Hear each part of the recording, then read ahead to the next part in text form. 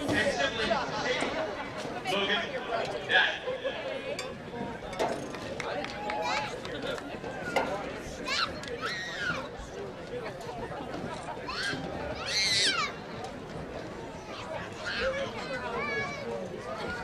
We would also like to take this opportunity to recognize the seniors in our other fall sports. Our 2021 senior volleyball players, Kate Stewart, Butch Gray, Olivia Mellon, Sage Elliott, and Emery Knight. In addition, our 2021 senior boys and girls soccer players, David Duffy, Daniel Walker, Ruby Hancock, Haley Brooks, and Joelle Hood. The staff at Newton Falls High School would like to thank all of you seniors for the continuous efforts during their high school career at Newton Falls. We hope that you have made memories to last a lifetime, and remember, once a Tiger, always a Tiger. All right, ladies and gentlemen, we're getting closer to kickoff as we have recognized all the seniors across the board from fall sports. And DJ, I just look out at some of these young men and women and think about where they came from up through junior high and used to be snotty-nosed kids, and now they're about ready to be adults and voting and working and maybe living on their own. And it's like, where did time go? And what happens is that you have real life hit you real fast. That's what it seems like. Yeah, I think if I blink a couple times, you'll be coming to visit me in the nursing home. Oh, well, I would definitely bring you a fruitcake. I've always been told I was a fruitcake. Well, I was just, okay, moving on. There we go. So now with all right. All right, so we did set the table earlier. Now, Tom Gregory's got a short video interview with Coach Lazzari about senior night and this upcoming game and the season. So, Tom, take it away, and let's see what Coach Lazzari has to say tonight. Coach, last game of the season. What are your thoughts on this year? Well, as we've gone through this, we've had some ups and downs. We had a real rough run there in the middle. The kids rebounded, though, and I thought last week when we beat Camel, it showed some resolve because we were down at half, and we had shot ourselves in the foot a few times, and the kids came out and played, and we ended up, coming back and getting that win. All right. Who were some of your stars of the year?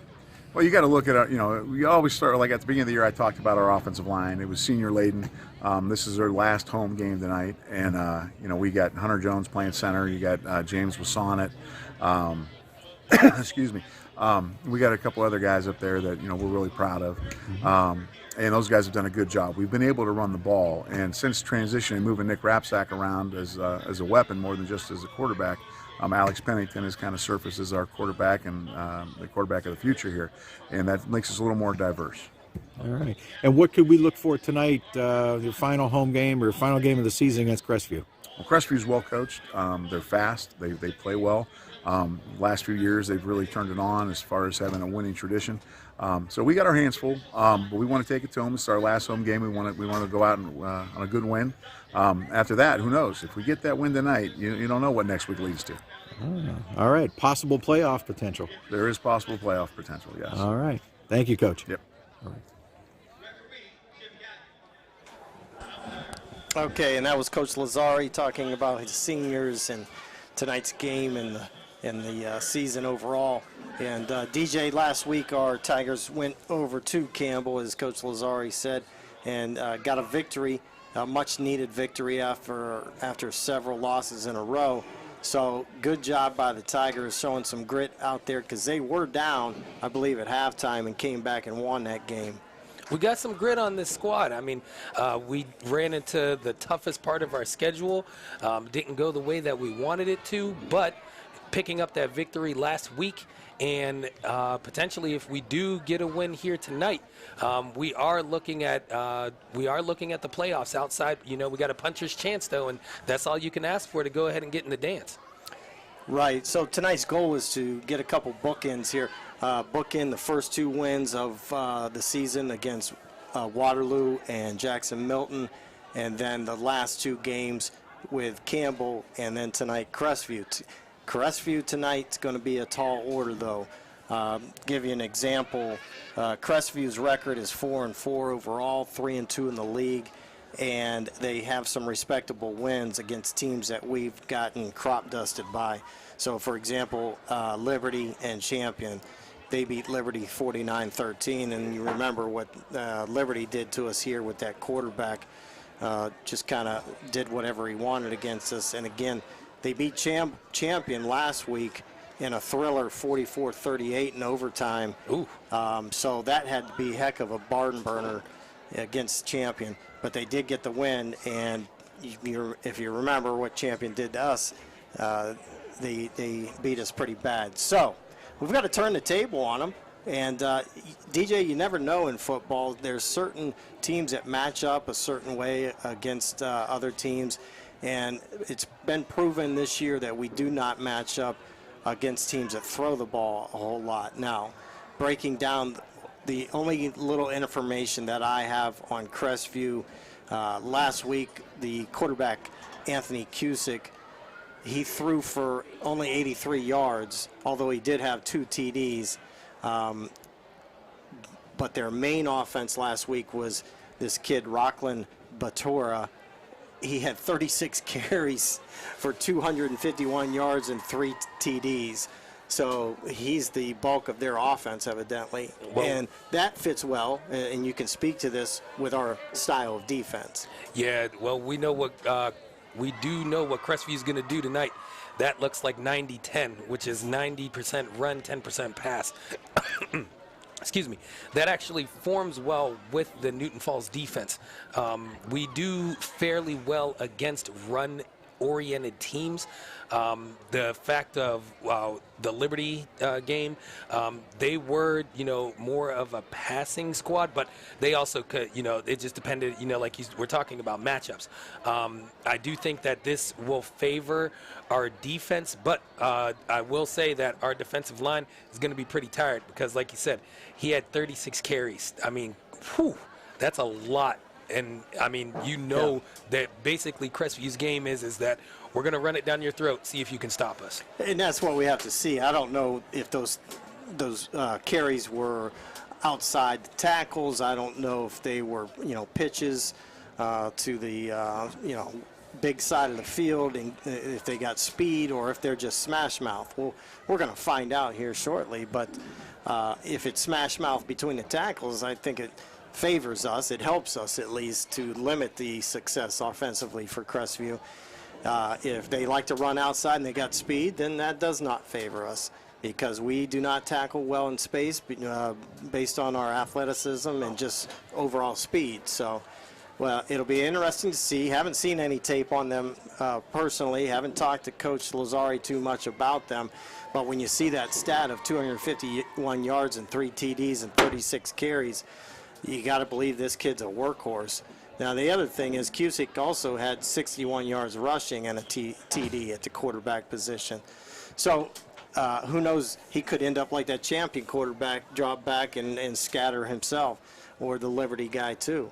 So, hey, comes down to who's ready to play hard tonight and who's got it and who doesn't. So we'll see what the Tigers got. It would be great to end the season at 4-6. 4 wins in one season for a Target football program is getting where we want to be. We've had seasons where we haven't had any wins or, one win or a couple wins, and getting 4 wins is a step in the right direction. And not only that, DJ, you win on the last game of the season. That only helps Coach Lazari and his staff motivate those underclassmen. Yes, and to go ahead and right now we're going to go ahead and watch the Tigers hit the field. That's got to be a good feeling and almost some emotions there for the seniors leading the way out there, knowing that this could possibly be the last time they run out on the field. Yes, and this game is going to show, like you were talking about, that Tiger grit. It also, again, plays to Crestview to see if they do run between the tackles or they go outside. I think our defense has a problem with edge rushing. It seemed like they were pinned back on their ears when they had to deal with edge rushing, but it did look good for if anybody was trying to run up the middle going against our defensive linemen. But as of right now, we're going to go ahead and the Tigers are going to line up and going to listen to the Tiger Band and the national anthem.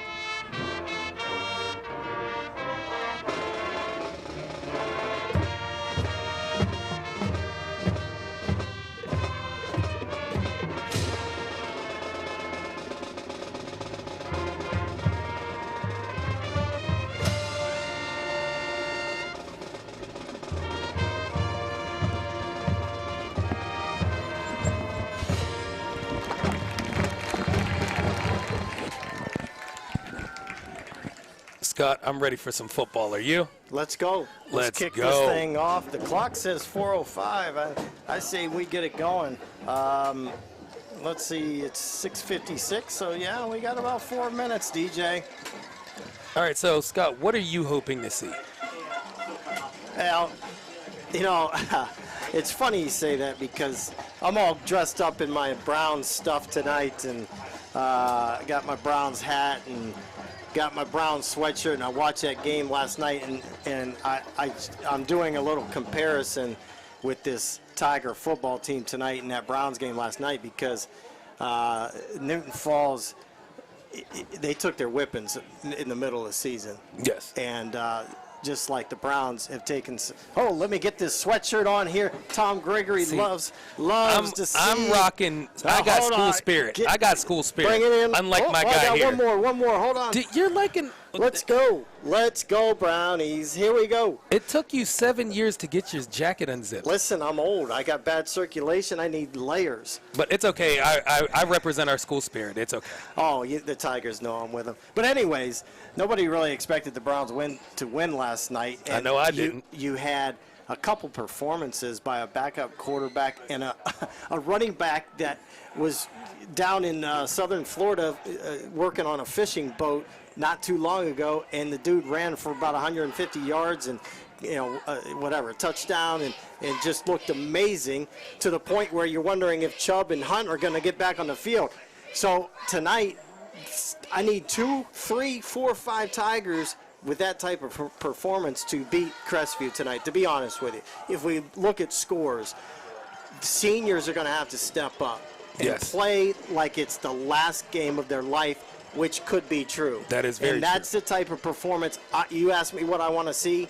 I want to see balls to the walls, get after it, performances by especially the seniors, and hopefully that trickles down to the underclassmen, and we pull a victory out. I always want to see a victory, but that's how I want to see it. Absolutely. I want to see just get after it type football and leave nothing out there. Just put it all out there, and if you lose, you lose, but when those seniors especially walk off this field, they should know that they gave it their all. Okay. And no regrets. One thing I want to see is the turnover battle. We've had a lot of problems with, as far as some broken plays that didn't go our way. I want to go ahead and see, like, the Tigers' mentality. I mean, they are going to get pounded by this Crestview team with the run. Can they go ahead and stay home? Can they stay humble? Go ahead and fight them in the trenches. This game, with both teams the way it's going to look, this game's going to go quick. I mean, because the ball's going to be on the ground. I don't see much of an air attack from either side, but I do see that there's going to be a lot of time coming off the clock. Can the Tigers defense go ahead and hold? Can the offense, get some movement on the front four of Crestview? And right now we got ahead, and here's the kick. Here's our boy Sipka with a short kick straight to number 5 for Crestview, and the Tigers are going to get him down at the 45-yard line. And the refs are going to get involved right away with a penalty flag on the first play of the game. That was Max Hawkins for Crestview that went ahead and received the kick, which I got to say he did a good job, because it being a squib kick, usually those are the hard ones to field. Yeah, unfortunately, Sipka kind of lined right to him, and he was able to catch it in the air. We got a hold against Crestview, so good start for the Tigers with the dirty laundry, and that'll bring the ball back somewhere around the possibly 30-yard line or so. Yeah, we'll see where he puts it down, 34. Yep, we're at the 34-yard line, and here comes the Tiger defense along with the Crestview Rebel offense. And like you stated, it's got led by Anthony Cusick, number 8 senior. So I'm looking at that right tackle for Crestview, number 63. He looks like a beast. Charlie Henderson, 6 foot 245. There's a pass right away out to the flats. Number 7 catches it for Crestview. Kirkland Miller, a junior, 6 foot 2, 183. That's a good size receiver. And that was good coverage right there by Nick Rapsack, who was on that side of the field. And now it looks like they're going to switch coverage, and it looks like it's going to be Nick Wright on that side. And there is Rockland Batura up the gut. He's going to be close to a first down. I think that's going to be a name we're going to call all night for Crestview, but it's surprising to see them come out throwing. When they came out with their formation, it kind of reminded me of the champion game and how they spread the field wide, but as you said, that might be able to open things later. Sure. Crestview's operating on a no-huddle type situation, and they line up and then get the call from the sidelines. Here's a third down carry and a nice smack in the backfield by a host of Tigers. I'm waiting for, I think it's Carter Miller. Carter Miller got on there on senior night and gave the big fella, Rockland Batura, a good lick in the backfield, and that's going to hold. We got a timeout, and I think they possibly are going to do a measurement, but it doesn't even look close to me. No. They're at least a half a yard short. That was a stick by Carter Miller right there, and you could see it looked like it was going to be a little RPO. It looked like quarterback Cusick was holding it to see if anything was going to open up, and then once it took the handoff, like you said, a host of Tigers came in there, got a good stop. Again, by my vantage point, the spot and the flags, the first down markers, he's got another half yard to go for this first down. I think it might be a little bit more than that. I mean, look at the chain's not even pulled out yet. Yeah, it's almost about a full yard. Okay, so it's fourth down. Now, I'm guessing Crestview has the mentality of if we can't get a full yard or a half yard, then we don't deserve the win. So I'd be surprised if they punt. Right now, it looks like they have a receiver spread all the way out. Right now, looks like the receiver's just sitting on the ends, and they're just lining, the referees are lining the ball back up. And so one thing you got to watch here, Newton Falls, is on these short yardage plays, you don't want anybody breaking it through the secondary for a long run. It'd be nice to get them in the backfield, but you got to make a tackle. Also, you got to watch for the hard count. They might try to get them to jump off sides, and this is something that they don't want to do. They're in a shotgun formation, and okay, now here we go. He's still in shotgun. Tigers looking like they're coming, bringing the kitchen sink. Batura in the backfield, along with number 14, I believe, Dominic Yerke.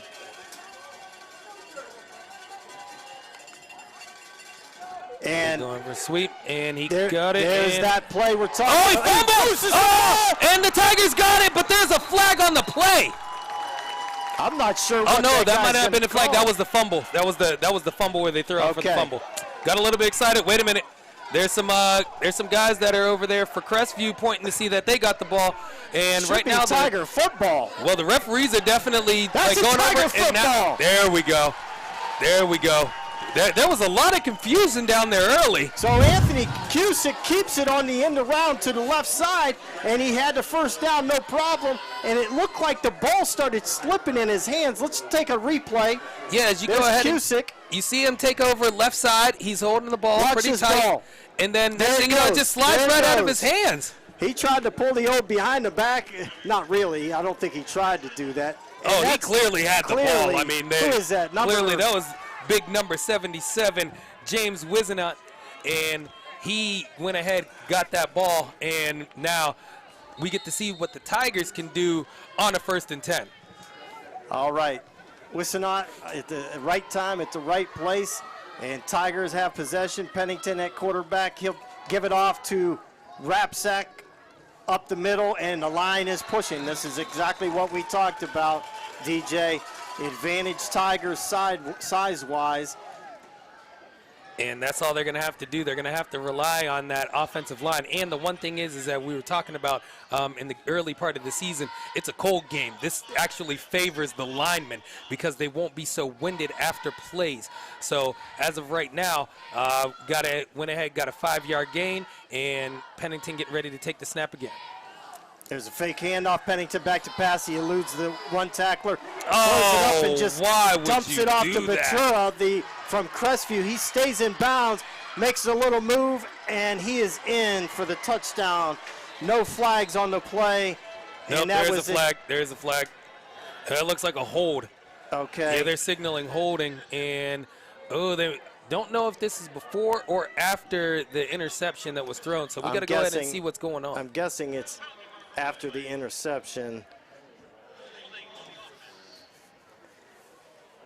Pennington with just an ill-advised pass as he was scrambling to get away from the rush.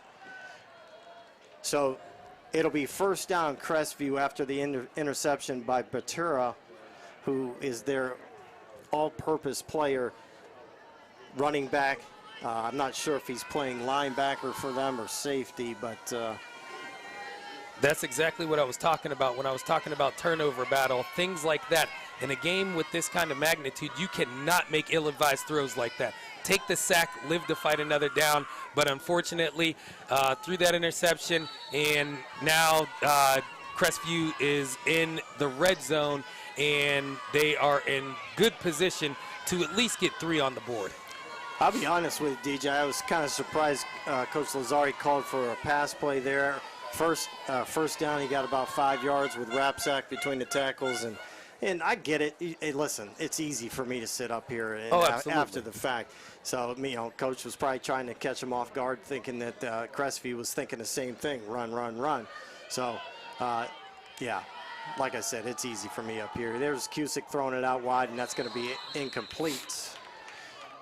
So Crestview's willing to sling it out there to the flats. They probably watched that Liberty game, saw what Liberty did to us out there. Oh, yeah, they watched tape. Yeah. And like you were stating in the pregame, it's not like quarterback right here, Cusick. It's not like he can't, sling that pigskin. So he's showing it right now as they go for the 2nd down. And there's Batura up the gut. He's still rambling. He's still going. He's down to the 5-yard line.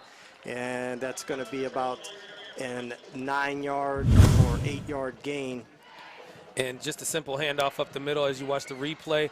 Broke a couple tackles, went behind some blockers. Actually, that was a 1st down. Oh, yeah, so 1st now and goal. it's 1st and goal.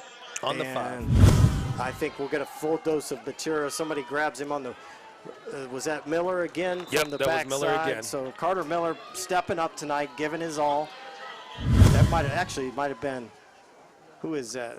Yeah, that's Carter. Oh yeah, and Batura is a beast. You see him, he's carrying him, and Carter he's Miller just went holding for on about for the a ride. 3-yard ride for that run.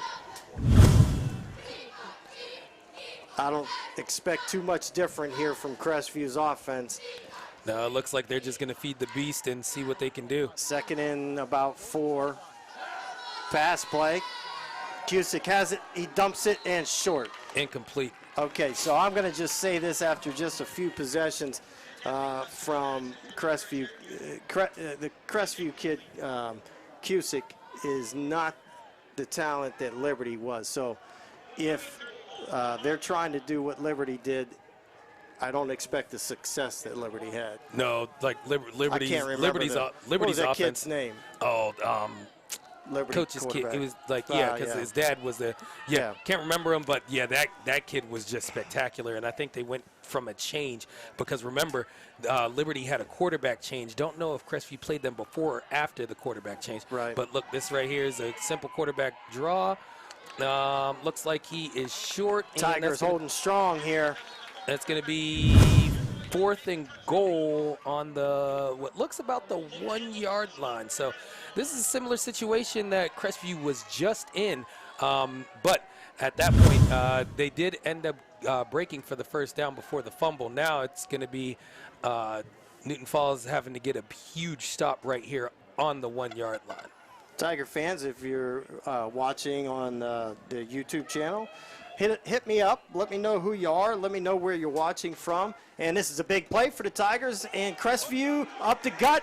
Cusick down. Stuffed. And the Tigers come up with a big 4th down goal line stance from the defense and stop the Rebels. It'll be Tiger football. Goodness gracious, this defense is alive tonight. We said this is one of the talking points that I brought up in pregame. The defensive line, what are they going to do? Because it looks like Crestview wants to keep it on the ground. They're going to pound it out. It's just the, big guys up front, who gets that push. And right there, the Tigers ended up getting the push, got the 1-yard stop. And right now, that just should motivate the offense for the Tigers, seeing the fact that, they ended up putting their defense in a bad position. They bailed them out. So now let's go ahead and see what this offense can do as they line up in what's an obvious run formation. Okay, we'd like to welcome Charles Klaus, who says, let's go Tigers. I know there's some other Tiger fans out there, and there's Rapsack getting in out with a little breathing room to about the 4-yard line for the Tigers. Right now, we just want to go ahead and, if you have to, just, keep pounding up the middle, because that's pretty much where the bread and butter is for this offense. Let's go ahead and see what they're going to do on 2nd down. I would assume that it would be a run. But, hey, I'm not a coach. I just love football. And football loves you, DJ. I hope so. And so do I. Aw. I figure we should leave on good terms. We should. All right, here's the Tigers from their own end zone. And the big offensive horses are pushing the ball up. And we get it to about the 7 or 8 yard line. So this would be a huge first down, DJ. We got about 3 or 4 yards to go. But so far, 2 plays, 2 positive yardages. And again, I still would be surprised if we throw the ball here. Yeah, I would. I definitely, with what's going on right now, hey, if it's working, if it ain't broke, don't fix it, I guess. So the other thing is, DJ, that clock's ticking. Every second that goes off the clock and we have a tie game is advantage Newton Falls. Absolutely. So this is what. Oh, wait a minute. What we got going on? Something happened with somebody moved. Somebody did something, and the refs will talk about it. And I don't know what they're going to say here. They're going to go illegal substitution with Newton Falls, so that's going to be half the distance to the goal. Yeah, we didn't need that. No. Third and 4 was reasonable. And now they'll go halfway. Yeah. So now we've got 3rd and 8. So those are the areas that you got to clean up. We're not that good offensively to be getting those type of penalties. But let's see what we got. Yeah, so they went to, back to the bread and butter, went down with the run, and that's just a safe play to go ahead and get the ball in punting formation, get your punt team out there, get him a couple yards so that way he's not standing in the back of the end zone. And as you see the punt team coming out, we got Pennington getting ready to kick, and it looks like it's going to be number 7, Kirtland Miller, to receive the punt. We got some confusion for the Tigers. I'm not sure why you don't know who's on the punt team, but we had one guy coming out, and he's on the punt team. All right, there's a punt by Pennington, a little bit of a shank off his foot. Oh, it took a bad bounce. And the Tigers will down it at about the 29-yard line. So Crestview has a short field, and they will be looking to get that touchdown that they missed on the last opportunity, where I'm sure they thought that they could punch that in on the Tigers, but they didn't. Tigers held them. Now, I was surprised, DJ, that they didn't get the ball to Batura a little more. They let Cusick handle it back there, and I think I would have kept full dose of Batura.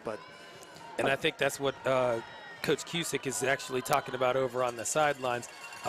You got that bell cow, you better go ahead and milk them, because as of right now, you got to go ahead and just pound the ball. As of right now, it's a pretty even game. I mean, Crestview does have the ball in great field position for a couple of their possessions, but the Tigers defense has stopped them. So let's go ahead and see what they do on this first down. Looks like we have Cusick rolling out, has a man wide open, and oh my goodness, touchdown. Walk in there. Oh my goodness, that was the thing that I was talking about, touchdown Crestview, and that is exactly what I was talking about. There is something with our pass defense that has not just gone all season. And as you can see, holes in the coverage. There was a hole right there. Cusick ended up spotting his man, put the ball on a rope, dime, and in for 6. All right. Well, as soon as I say something somewhat negative about the quarterback, he throws a touchdown pass. Good for him, but bad for the Tigers. There's an extra point up and good for the Rebels. Now the score is 7-0 Crestview, and the Tigers will get the ball back, and it'll be an important possession for Newton Falls to get those points right back. Dylan Derry is watching from Norfolk, Virginia. Dylan, happy to hear from you. I hope you're doing well. I believe you're in the military down there. If you could just hit me up, let me know what you're doing, and tell me how your life is, Dylan. Good to hear from you. I'm glad you're doing well. I'm sure you are a smart kid like Dylan. So, DJ, we got to get these points back right away, because what happens, that you've seen this play before, as time goes on and the point differential gets bigger and bigger, the heads start dropping. So, we had a good start to the game, okay? We had a turnover for our defense and a couple good runs, and then we turned it over. And it's kind of been downhill since. So let's get it back right now. Okay.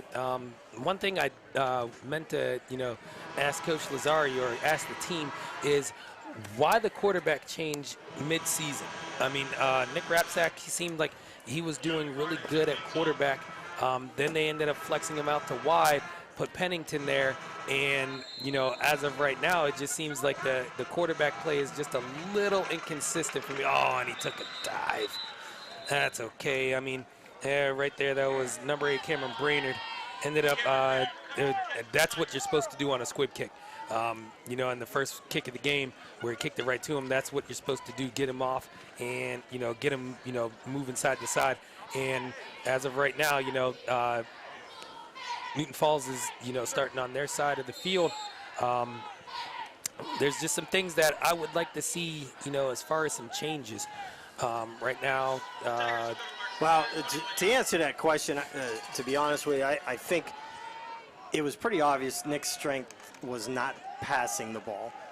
I think he managed the team well. I think him running from the quarterback position was very adequate, above average. But I don't think just true passing was not his strength. Pennington is a true passer, but it's not like a game of horse. Right. You just don't stand back there without defense and sling it. You got guys coming at you. What he's got to get used to, and I think what Coach Lazari is trying to get ready for next year, is to get him used to game situation, game reps, and so that he will feel comfortable with the pressure and use that ability to pass in game situations. So that's my guess. Who knows? Here we go. Tigers 2nd and 8 from their 29. Handoff up the gut to Rapsack. He gets tripped up early in the backfield. Good pressure in there by number 44 for the Rebels. Landon Lipley. Landon Lipley. Now say that 5 times. I'm not going to attempt it. Neither am I. One thing I'd like to see coming up on this third down is we've had a lot of runs, north and south. I want to see something, going out to the outside. You're stacked up left, and it's to pass. It's got a guy. Oh, Pennington fires it 90 miles an hour out there to the flats to who is he trying? Is that Hatcher? Aiden Hatcher, I believe, and the pass is incomplete.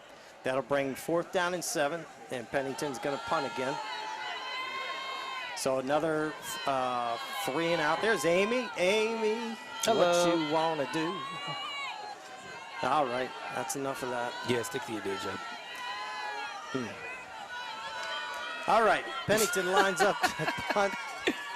There's the snap back. Here comes the kick. Good rush by Crestview. There's a better kick. Good kick. Yeah, a little bit. They're probably going to do that at the 45. I'd say about 45-ish. I'm going to say it about the 40. Oh, wait. Are they moving back? Wait a minute. No, they're yeah, about 45. Yeah.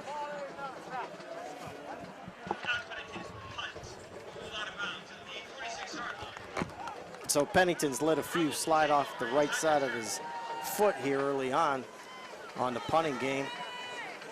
So this is kind of do or die for the Tiger defense. I know it's early in the game, ladies and gentlemen, but at this point we've got to have some positive things happen in this game to keep our seniors motivated so that they fight to the end. Dave Stippert watching the game. Stimpy, good to hear from you, buddy. Basketball season's coming up. We're ready for that. There's a man wide open in the flats, and again, that's number 20. Number 20, Xander Withrow. And they are just utilizing that corner right there. That's the second time that corner's been open. I don't know what it is about the defense, but they got to do something with that coverage. Well, what I saw there, and I could be wrong, but there was a guy that went deep, and 2 guys went with the deep guy, and that left the 10-yard pass wide open. So got to show, hey, there's some of our students. Aubrey, she's one of our student camera operators. Aubrey, what's up, girl? Hello. There's Batura up the gut. Oh, and he's running hard downfield, and that's going to be moving. into the end zone touchdown. So there's what we're, well, that's what we were expecting from the Batura kid. And that kid's got low center of gravity. He stands 5'9", 171 pounds, and his motor was running, and so were his feet. So that's going to be 13-0, soon to be possibly 14-0 for the Rebels. There you go. I was going to say you got to fix that. Got to fix that. Possibly. Oh yeah, nothing's guaranteed in this world except that kick. There you go. All right. So Tigers on the downside of a 14-0 ball game, and this is where, as coaches, you want to regroup them and give them something to work for, and give them something that can be positive offensively here is very important for the Tigers on this possession. A couple first downs would go a long way, DJ. Yeah, we were talking about that the last time we were in the booth, is that, just you got to win some early battles. You want to go ahead and just start, chipping away at a couple of things. Hey, it's another camera, man. All right, let's go. Everybody's working hard tonight. Tom Gregory managing the crew. I'd like to say hi to Patricia Kasiba, watching from Crystal Beach, Ontario, Canada. Hey. Wow, great to hear from you, Patricia. I'm glad you're tuning in. Happy to watch the Tigers, and my granddaughter, Person, cheerleader and Tigerette, and she is happy to have you watching, Grandma. So great for you to be checking in all the way from Ontario. That's awesome that we can provide that for you, and that you take advantage of that. Okay, now, like you stated earlier, Scott, You got to get a couple first downs. Like that's what we're going for right now. Don't worry about the touchdowns. Let them come later. You got to build something. I mean, our defense is just they're overworked right now. I mean, they started off 2 good ways to bail out the offense, but it just comes a time where the offense has got to do something. They got to put something together to go ahead and help this defense. Defense is tired. I mean, they've been on the field the majority of the time. 3 and outs aren't going to get it. You got to get a couple first downs. I'm looking at that front 4 for.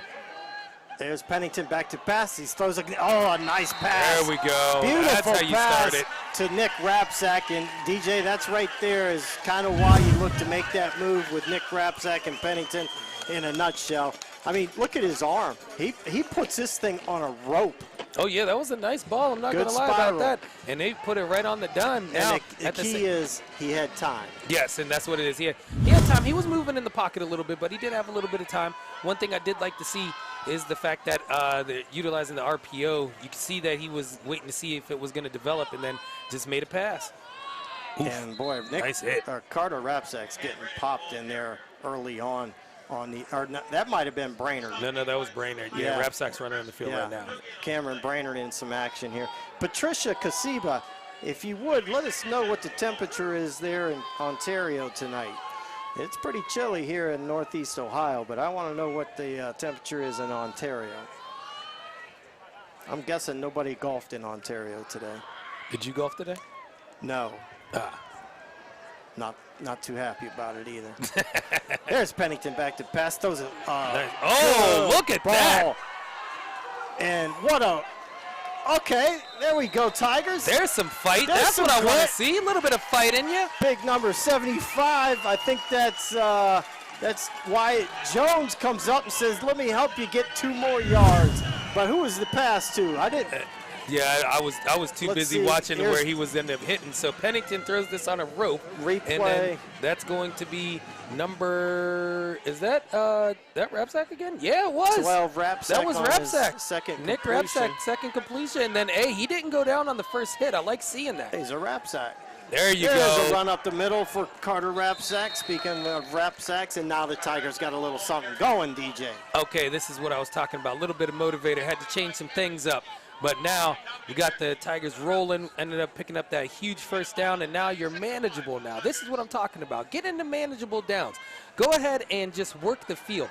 Let it come to you. I mean, Crestview is sitting pretty right now with a 14-point lead, but it is ultra early in the game. So just as long as you establish some kind of, momentum going your way, then, you got a lot of game left, and that's what, the Tigers are doing right now. Here's Carter Miller in motion. Pennington back to pass. He lets it rip. That was off. And he was again looking for Rapsack. Lucky. And number 13 played that ball perfectly. Yeah, he that was just Matthew bit Strank. on it. Matthew Strank, he played that ball perfect. Yeah, just started running before the catch. Right in front of Rapsack and should have had the interception. So now we got 3rd and 5, and I can tell you right now, this is 2-down territory, being down 14-0. I would like to see a run here. Hey, it's last game of the season. You got to go ahead and gamble, man. It's now or never. Rapsack takes number 24, Batura, for a couple yards ride, and we have 4th down and about 3.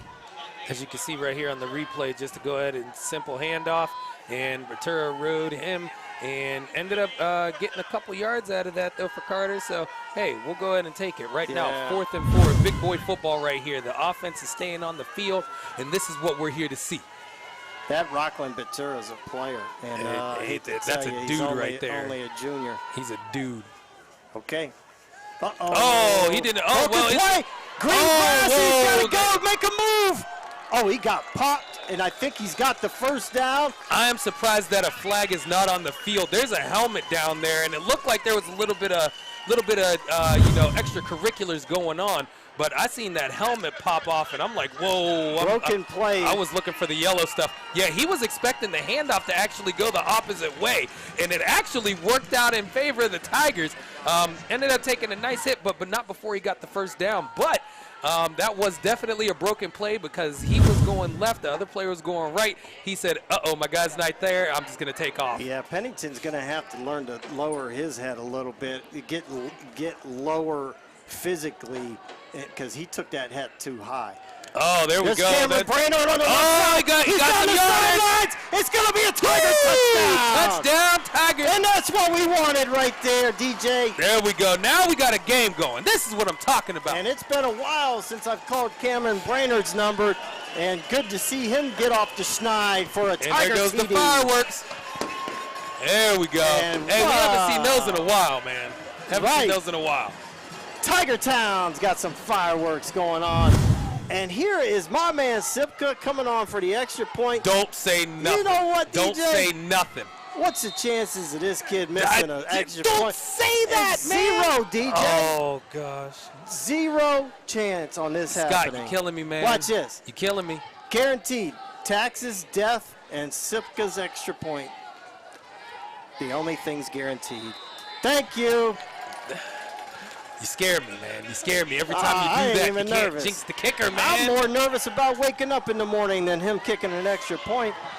So the Tigers all the way down the field for a touchdown, and now it's a one-score game. 14-7 Rebels, but Tigers momentum. Hey, and that was huge, and that was right before the end of the first quarter. And as you can see, we got some. You know, the heads are picking up. Everybody's starting to feel it, and right now we got a game. All right, Patricia Kasiba gets back to me, and she says, it was beautiful today, but a little cool. The same as Newton Falls. Exactly. That's the kind of day we had. Nice fall day. And by the way, she's a graduate of Leavittsburg, LeBray High School, class of 67. Hey, I knew I liked you, Patricia. I'm a LeBray grad, class of 83. I wasn't even born yet. You know what? I just figured you crawled out from under a rock somewhere. That's not even nice. Oh, man. that's right. just We're not nice. supposed to end on a good nice. note. Exactly. My bad. My bad again. I was just stating facts. Frank G says go Newton Falls. There we go. Dylan Derry says yes, sir. U.S. Navy. Let's go, Dylan. U.S. Navy stationed on USS Gerald R. Ford. Proud of you, Dylan. Proud of your service. Thank you Absolutely. for what you're doing for our country. Hey, and as you noticed before, as you were rambling like you usually do, Yeah. please subscribe to our YouTube channel, man. Please subscribe. You know, the more subscriptions we get, the more content we can bring you over the course of the year. Not just football, but basketball included, and other stuff. That's right. It's going to be a cold winter in Newton Falls, and I know you guys are football fans watching this. Hopefully you're just Tiger sports fans coming up this year. Let's watch those Tiger ladies. Oh, Lady that's on the Tigers. ground. And the Rebels have it. Woo! That's what you're supposed to do, though. I mean, he went and jumped in, and oh man, I got. That's I a got good nervous. squib kick right there. Yeah. I started shaking a little bit. I started doing the little dance. I thought you just was, as my wife would call it when the kids were little, I thought you were just doing the pee-pee dance, like you had to go to the bathroom or something. Well, no, that's usually you. You know, you did graduate in '83, so you would be doing the pee dance. I have no idea what that means. Okay, George Phillips says go Tigers. All right, Tiger defense, let's get this ball back. 3 and out or give me a turnover, one or the other. Hey, right now we're riding momentum. Kids are playing fast now, so I'd like to see after that score what this defense can do. Snap back to Cusick. He slings it out wide. Got some room out there. One-on-one tackle made by. Oh, he fumbled! He's down. I don't know if he's down though. Don't know if he was down. I think he's going to say that's a turnover. Good. They said that is a turnover. And I don't think that is Crestview's going to huge. like that call. No, their coach is going to But argue you know that. what? It's high school football. We're No not replay. reviewing it. Yeah, as soon as they went down on the field, I seen the ball come out, but I didn't know if his knee was down or not. But the referee was standing right there, and he signaled Tiger football, and that's just what you said. You said, hey, get a turnover. Didn't know it was going to be that quick, though. Let's see if Tom Gregory has a review. Here There we we go. go. Replay. Okay, go ahead. Gets the stiff arm, and yeah, that knee was down. That's okay, DJ. It is high school football. I see nothing. I know nothing. But I do know something. We got the ball. Tiger football. That's right. That is one thing that we do know. 1st and 10 for the Tigers. Big momentum shift. Let's see what they can do. Pennington takes the snap. Fake handoff over the Oh, God, wide open. There it is. Sack. 15. He's done with defensive race. Touchdown. Oh, my goodness. Look at the momentum shift there. goodness gracious. In a matter of a couple minutes, DJ, this game has went from possible blowout to a potential, take it back, guaranteed tie ball game. And there's the fireworks some more. Got some more fireworks Let's going go. on.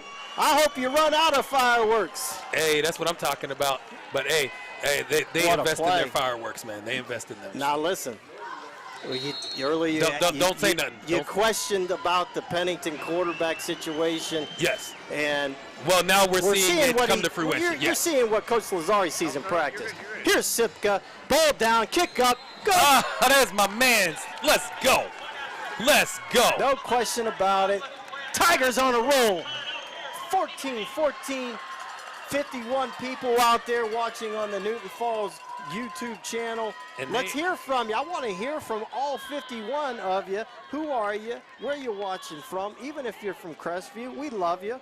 Can I get one shout out? Like one of you guys on Facebook say, "Hey DJ, we love you," and go Tigers or something. Give me one shout out. Why you want to lie to them? Oh, that lie about what? I love why my would they fans. want to lie to you? What? Everybody loves me. Oh, do they? Yeah, they do. Especially Tiger Den Pizza right there. Tiger loves Den me. Pizza. That's right. Just saw 2 touchdowns by the Tiger offense. It's a great time to get a Tiger Den Pizza. I had a piece of pizza down there. Did you get one? No, I didn't. Of course I was, I had some things going on, so I had to, show up a little bit late. But, that's work, and now I'm here working with you, and that's what makes my evening. I want to know what fangs you had. I had to work. I have 2 jobs. Taking a nap isn't what we call work around here. Well, that means that's you, No, Mr. Rogers. no, you no, take no, naps Mr. all the time. Rogers. That's right. You got your sweater on and everything. It's a wonderful day in your neighborhood, isn't it? I got 3 layers on. I'm actually sweating in this. I may have to take a couple layers off. Here's Sipka with the kick. He's going to squib it again. Let's see if, oh, no. Oh, that was a straight right to kick number right 12. to, We got to tackle that big fella. Oh, we got to tackle this broken big tackle. fella. And there we go. Oh, All there right. we go. Whoo, that got a little bit scary there. Yeah, I'd like to see some more action out of the ball on Sipka's squib kicks. Yeah, that was Jack Yerke, senior, 6'2", 200 pounds. Jack Yerke looks like he can take it to the house a few times. Yeah, he definitely had some speed, and we got an injured Tiger on the field right now. It looks like it's going to be number, I think, 60. I'm not sure if they did jersey, but we've got coaches out there with staff. Go ahead and see what's going on. Stephen Maley Jr. says, DJ, can I get a shout out? Yes, Stephen Maley, my guy. Thank you for going ahead and mentioning me. Scott gets mentioned all the time. I don't. But, again, we just hope that the Tiger that's on the ground right now is okay. We got movement. And Did we get a number on him yet, DJ? no, we did not. I was going ahead and giving a shout out, but Okay. see all of the Tigers, taking a knee. Everybody over on Crestview, taking a knee. So we got Linda Grunder watching. Linda, good to hear from you. I hope you've recovered from your injury. Last time I saw you, you were healing up. So I hope you're feeling good. Great to hear from you as always, Linda. Charles Kloss says, I train kickers if the young man wants some training. Okay, Charles. I hear you and I see you, buddy. Pass that along. All right, trainers and coach still down there on that injured Tiger. Yeah, you hate to see that anytime, especially last game of the season. So we'll see who this is shortly. As soon as the trainers figure out what's wrong and get him up and moving. But let's talk about that Tigers comeback, down 14-0, DJ. Hey, we got some good things. We got to sit up, so that's always a good thing. Go. And up There he we goes. go. All right, it's number 80. It's going to be number 80, Xander Miller. Xander Yes. Miller. So it's good seeing him get up, with some help. The coach and the trainers, definitely happy to see him up and hope that he'd be able to come back in later. And as you can see, one of his teammates coming in there, big number 61, Jordan Heckathorn, coming in, helping his man off the field. Love to see that. Yeah, Xander's a sophomore, young kid, got some potential here for the next couple years to play some big-time minutes, so hopefully this isn't anything serious. Xander, get well, my friend. Get back in there. All right, now, the Rebels have a short field after that squib kick and return by Yerke. And hopefully that defense is still fired up from that last turnover we got. So let's see what we can do. Batura in the backfield. Cusick rolls out left. Got a man wide open. Wide open in the flats. They pop him out of bounds, but that's going to be a first down for Crestview. Now, DJ, that Cusick name's a famous name here in Newton Falls. Jack Cusick played for the Tigers and also played Major League Baseball. So I don't know if there's any relation between this Anthony and our very own Jack Cusick, but maybe. Hey, and there's a pass over the middle by Cusick to number 7. He's a big kid, trying to bring him down at the 3. So Cusick is heating up on the Tigers, and this is where we got to maintain that momentum. We just got to stop them here down at the goal line like we did earlier. So the Rebels right back on the Tigers. No letdown.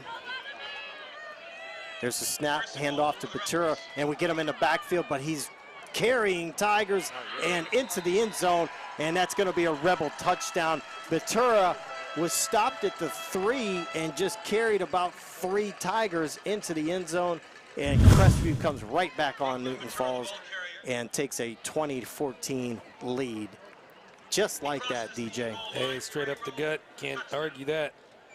I'm over here checking out some scores right now, and there's some things that are delayed, but we got Canfield 7, Boardman 3, Canton South 7, Howland nothing, Brookfield 7, Champion nothing, Cheney, your boys Tom 13, East nothing. Let's see, trying to look at some games that are affecting playoff stature. LeBray 21, Camel nothing, Garfield 14, Liberty 7. Let's see who else we got. Girard 14, Niles nothing. Poland 14, Struthers nothing. Springfield 21, Sebring nothing. As I mentioned earlier, oh no, this is a new game. Wyndham Southington was canceled. Right now, Fitch 3, Harding nothing. It does not show the one game that I was very interested in was the, oh yes it does. That's actually locked up at 0s in the second quarter. Okay. That game is going to mean a lot to the Tigers in, you know, covering as far as playoff seeding would be concerned. Okay, I thought that kick was good, but the scoreboard represents still a 20, not a 21. So there's something to think about as this game proceeds on. A touchdown and an extra point gives us a 1-point lead. And we have some other people tuning in for the Tigers and from around the area. Brittany Molly says, thanks for showing this live since I can't be there. And Cameron Brainerd's her nephew, and she's so proud of him. So Cameron's big touchdown run, getting Aunt Brittany all fired up. All right. And we got Anthony M. I'm curious what the M is. Hello from Las Vegas. Hello to you, Anthony. Good to hear from you. Put it all on red and go all in, Anthony. That's my suggestion. Don't listen to Scott. He'll bankrupt you. We got Amanda Mancino, our school social worker, tuning in over there in Niles. Tigers, I think that's Nick Wright gets the kickoff and falls on it at about the 22. Miss Mancino, good to hear from you. She says, hi, Scott and DJ. There we go. Thank you.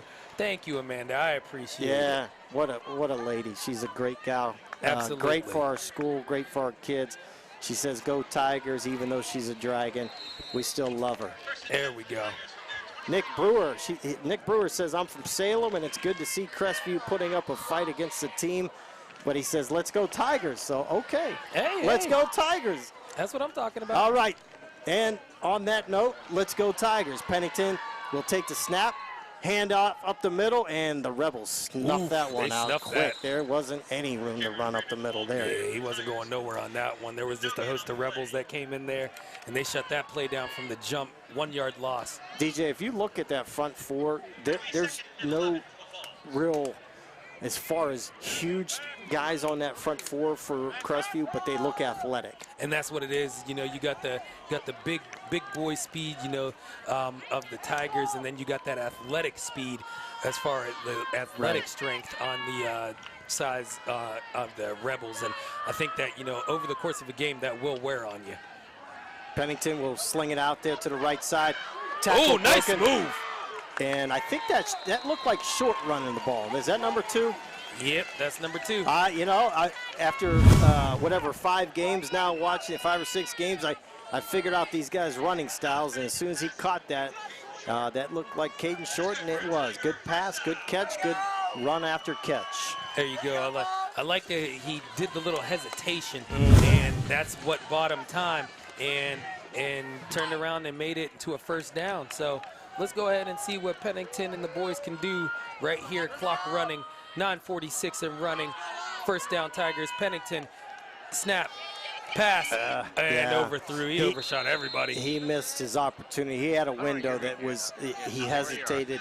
He had him open over the middle, and then he hesitated, and then I'll be honest with you, DJ, if he threw it right at him, it was going to get picked off. So good choice just throwing it over everybody. So Coach Lazzari looking to expose Crestview in the air and rely on Pennington's arm here. Second, or that should be, should be 3rd and 10, right? Am I crazy? No, it's second down. You just can't count. It's okay. Yeah. It's the glasses. Snuffed again.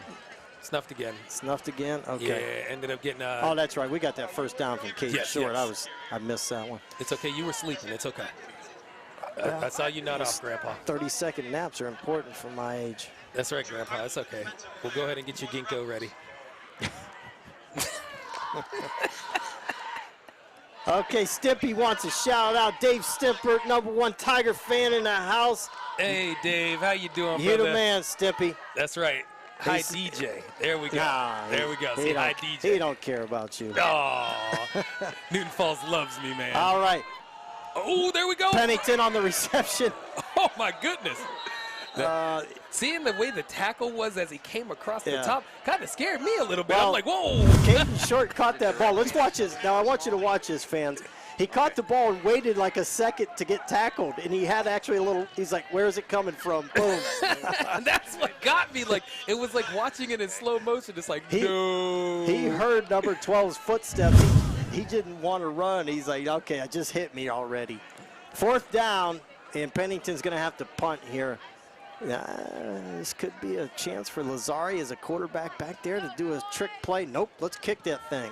That's okay. It's a good punt right there. Fair catch. Caught. All right. So hey, that was a really good punt by Pennington. At least we got them on, you know, on their side of the field.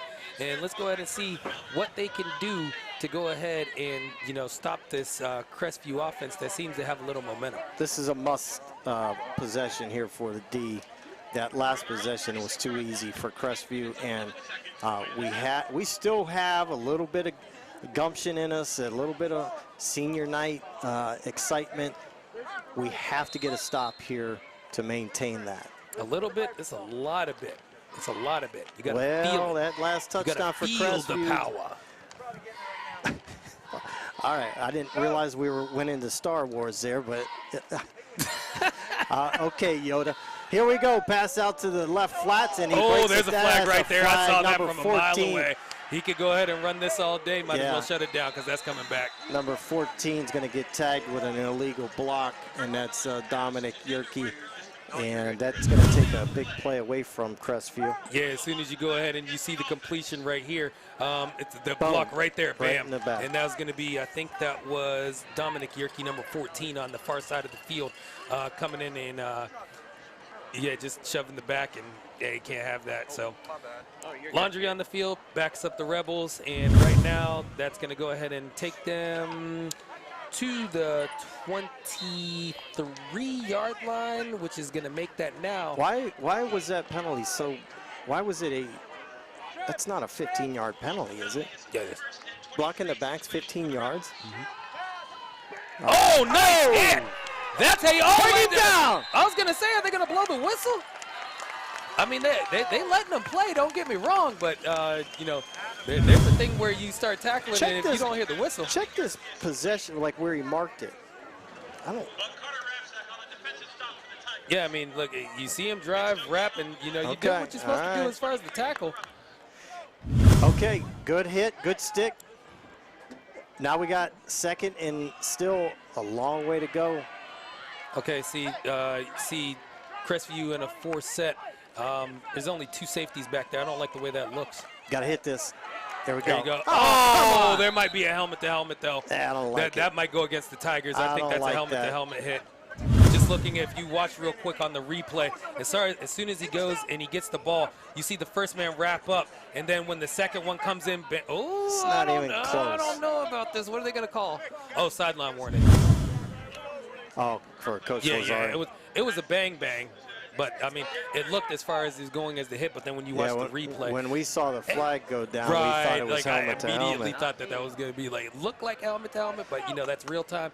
And then, you know, we have Tom Gregory, one of the greatest guys to ever do it in the game, brings us the replay, and we see that it was just a sideline warning. He's not giving you a raise.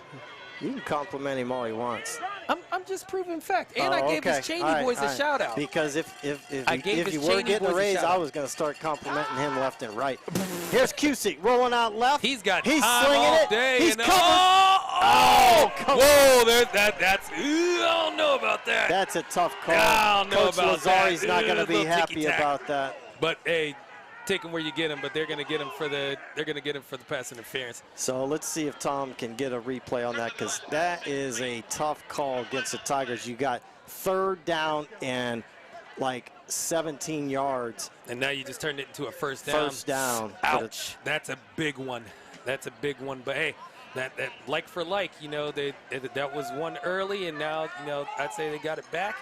But now, you know, unfortunately for the Tigers, it's still not a first down, though, because it goes based off of yardage. It's different than in college and in the pros where it's spot foul. That only gave them 15 yards back, but 4th down. They're showing, well, here's the thing. They're showing 4th down on the marker. They're showing 3rd down on the, there we go, one of them was wrong. And it was actually the down marker on the field. It's actually 3rd and 1 for the Rebels with the stacked right set. And let's see what they go ahead and do. They're trying to see, they're working the hard count. Yeah, Cusick working the hard count. Be ready for Batura up the gut. They It's go going to wide. be an option play, and it got First down. First down. So a big penalty for the Tigers on the pass interference. I'd like to see that replay if we get a chance, but if not, it was a bang-bang play. Didn't go the Tigers' way. We just got to settle down here and see if we can stop them on this possession. Yeah, that was huge, you know, by the Newton Falls defense for giving up that 15 yards, but didn't really hurt the field position. So right now, got Cusick on the rollout, sees a man, got him open, ends up going, couple blockers, first down. Rebels got some momentum working for him. As you can see right here on the replay, just a simple rollout by Cusick, sees his man, throws across. Pretty decent coverage. Ended up making the play. Just a bigger player made the play. Came back from up behind the side. Number 45, Aiden Hatcher, ends up making the play. Cusick. Oh, nice hit from behind. Swings it out to Batura, and big Hunter Jones comes up and wallops him. Hey, but he picked him up too off the ground. Now, see, that's what you call sportsmanship. I love it. Get a good hit. Help the man up. Don't sit there and try to, Hunter Jones pursuing the ball. And it looks like Crestview's going with this hurry-up offense. It's the way that they're set. They could go ahead, come up to the snap, and then they already have the next play called. And as you can see, ooh, nice stick right there.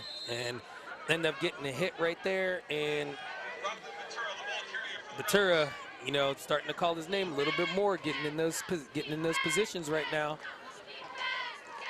Some good hits going on out there, DJ. Some hard hitting tonight by both teams. So now let's see if the Tiger defense can withhold the Rebels here. Another pass out wide. Oh man, they block. are utilizing that screen, and just easy money. Number touchdown. 20 just walks in. That's Xander Withrow, and a great block out there. I missed who was able to hit that block there. As you can see, they're just utilizing those screens. Watch this wide receiver block. screens wide open. I mean, you got no perfect defense for that. Good block. Nice hurdle. Boom. Sticks the hit. In for 6. Dominic Yerke on the block out there for the Rebels, and that's going to be 26-14 now. Crestview on top, and let's see, are they going to go for 2 to get that extra point back is the question. Yeah, it looks like Cusick is taking under snap, so they could go ahead and go for 2, try to go ahead and get that point back that was missed. Cusick will get the snap, rolls left, man's pass wide open in the end zone, and that's number... It was number 12, Jack Yerke, if I'm not mistaken. Okay, yeah, number 12. He's Jack been Yerke. involved quite a bit. Jack Yerke in all kinds of plays, and there's another Crestview touchdown, 28-14, 5 minutes and 13 seconds left until the first half is over. DJ, we've seen more passing from both teams tonight than we both expected. Absolutely. I thought this was going to be a ground 'em and pound 'em game, and these guys are out here flexing with them arms. Quarterbacks coming out slinging the pigskin. As of right now, we got students over there doing some barrel rolls over there on the track, and hey, entertain the fans a little bit. Right now, Crestview got all the momentum. Couple quick scores. Not the thing you want to see if you're a Tiger fan, but I mean, Tigers came down from 2 scores before, and they could definitely do it again. As we know, there's a lot of football left to be played. 5 minutes, 13 seconds left in the second quarter. And right now, Crestview number 2, Joey Carr up there to kick. And there's the boot. That's going to go straight to Caden Short, I believe, and he's going to take it up the middle, and he's going to get tackled at around the 26-yard line. So Marilyn Heaven Lee says, hello, Papa Tonio. Glad to have you join us, Marilyn. And Anthony M says hello to Marilyn. So, DJ, we got to get some points on the board before we go into halftime. That'll be huge for the Tigers. And remember, Newton Falls will get the ball coming out of the halftime. And if we can score, get the ball back and score again in the third quarter, all things are good in Newton Falls. So let's see if we can operate that plan right now. 5 minutes, 6 seconds left until the halftime. Well, right now, Newton Falls needs to go ahead and use all of those 5 minutes and 6 seconds. You do not want Crestview's offense to have the ball. There's a run up the middle. Short game by the Tigers, 1 or 2 yards. Crestview's doing a nice job against that big offensive line for Newton Falls as far as stuff in that run. The success that Newton Falls has had, you know, we had Brainerd on the touchdown run, but the majority of yards seem to be in the air, DJ. Yeah, it seems like that we broke off, you know, 1 or 2 runs up the middle. But I definitely want to go ahead and see some stretch plays. Go ahead, and we got those guys that can run on the outside, but, you know, we're taking a tackle. And see, there we go, right there. See, cut to the left. See the hole that opened up over on the that opened up on the left side. If Tom goes and pulls up a replay, you go ahead and you actually see the hole as you see right here develop. Look, wait, boom. Then that's when you hit the hole. And as you see, ends up going, cutting up, good yards, 1st and 10 Tigers on the 40-yard line and working that clock. That's what you need to do right now. Don't give Crestview the ball back. Their offense is hitting on all cylinders right now. Go ahead, burn up the rest of this time, and at least get 3 before the end of that, before you go into halftime. Cameron Brainerd on a nice run for the Tigers. There's a handoff to number 21. I think that's John DeFalla. Yeah. And he hesitated. He who hesitates will lose out. Yeah, as you see that was a shirt tackle right there. He just held on for dear life and tried to get him off his feet. It worked and ended up taking the Tigers back 5 yards. How about Johnny DeFalla on his birthday, the last home game, getting that 91-yard touchdown run? Hey, that was a record. That was a record in Tiger history. We could use that right here, right now. So DeFalla still in the backfield. Pennington in the shotgun formation. He'll take the snap from Jones. And There's DeFala breaks one tackle and gets back to the line of scrimmage. Right now, it looks like I think Crestview's going to call a timeout. Nope, timeout. Yeah, Crestview. Okay, so Crestview sees an opportunity to possibly stop the Tigers here on 3rd down and get the ball back and try to punch another one in before halftime. So Coach Lazari and his team are going to have to look at coming up with something for about a 15, 16-yard play for a 1st down, or get it close to that number so you feel comfortable going for it. But you almost, DJ, if you don't get the 1st down, you want to try to pin these Rebels as far down as possible in their own territory. Yeah, right now, you're going to run the ball. You got to get something that's going to stretch the field. As of right now, it is an obvious passing down, but, I mean, you could try to just work the field, burn some clock, try to get Crestview to use those timeouts. What I would do is, like you said, you got Pennington, who's had some nice balls. There's been a couple that have sailed on him, but as of right now, I would definitely put the ball in his hands, because you need to make up 15 yards quick. Yeah, this is definitely not a down to go ahead and, run on, or, you'll catch him off guard sleeping. But as you can see, looks like Crestview set up for the pass as they got 4 deep. Pennington drops back. He's going to sling it. And he just overthrew everybody. Overthrows number 88, Jacob Sipka. And out there covering was the Yerke boy. And unfortunately, that goes in, that helps out the Rebels right there, because it stops the clock with 2 minutes, 54 seconds left in the 2nd quarter. 4th down and 15 on the Tigers' own 34-yard line. Pennington back to punt, and number 7, Kirtland Miller back to receive for Crestview. Okay, Andy Scaldone is watching from Beaver Falls, PA. And Anthony M says, Dylan, play hard, buddy. And that was almost blocked. Okay, there's a punt for the Tigers, and takes a good bounce. Huge Tiger bounce. And Crestview is going to take over at the 26-yard line.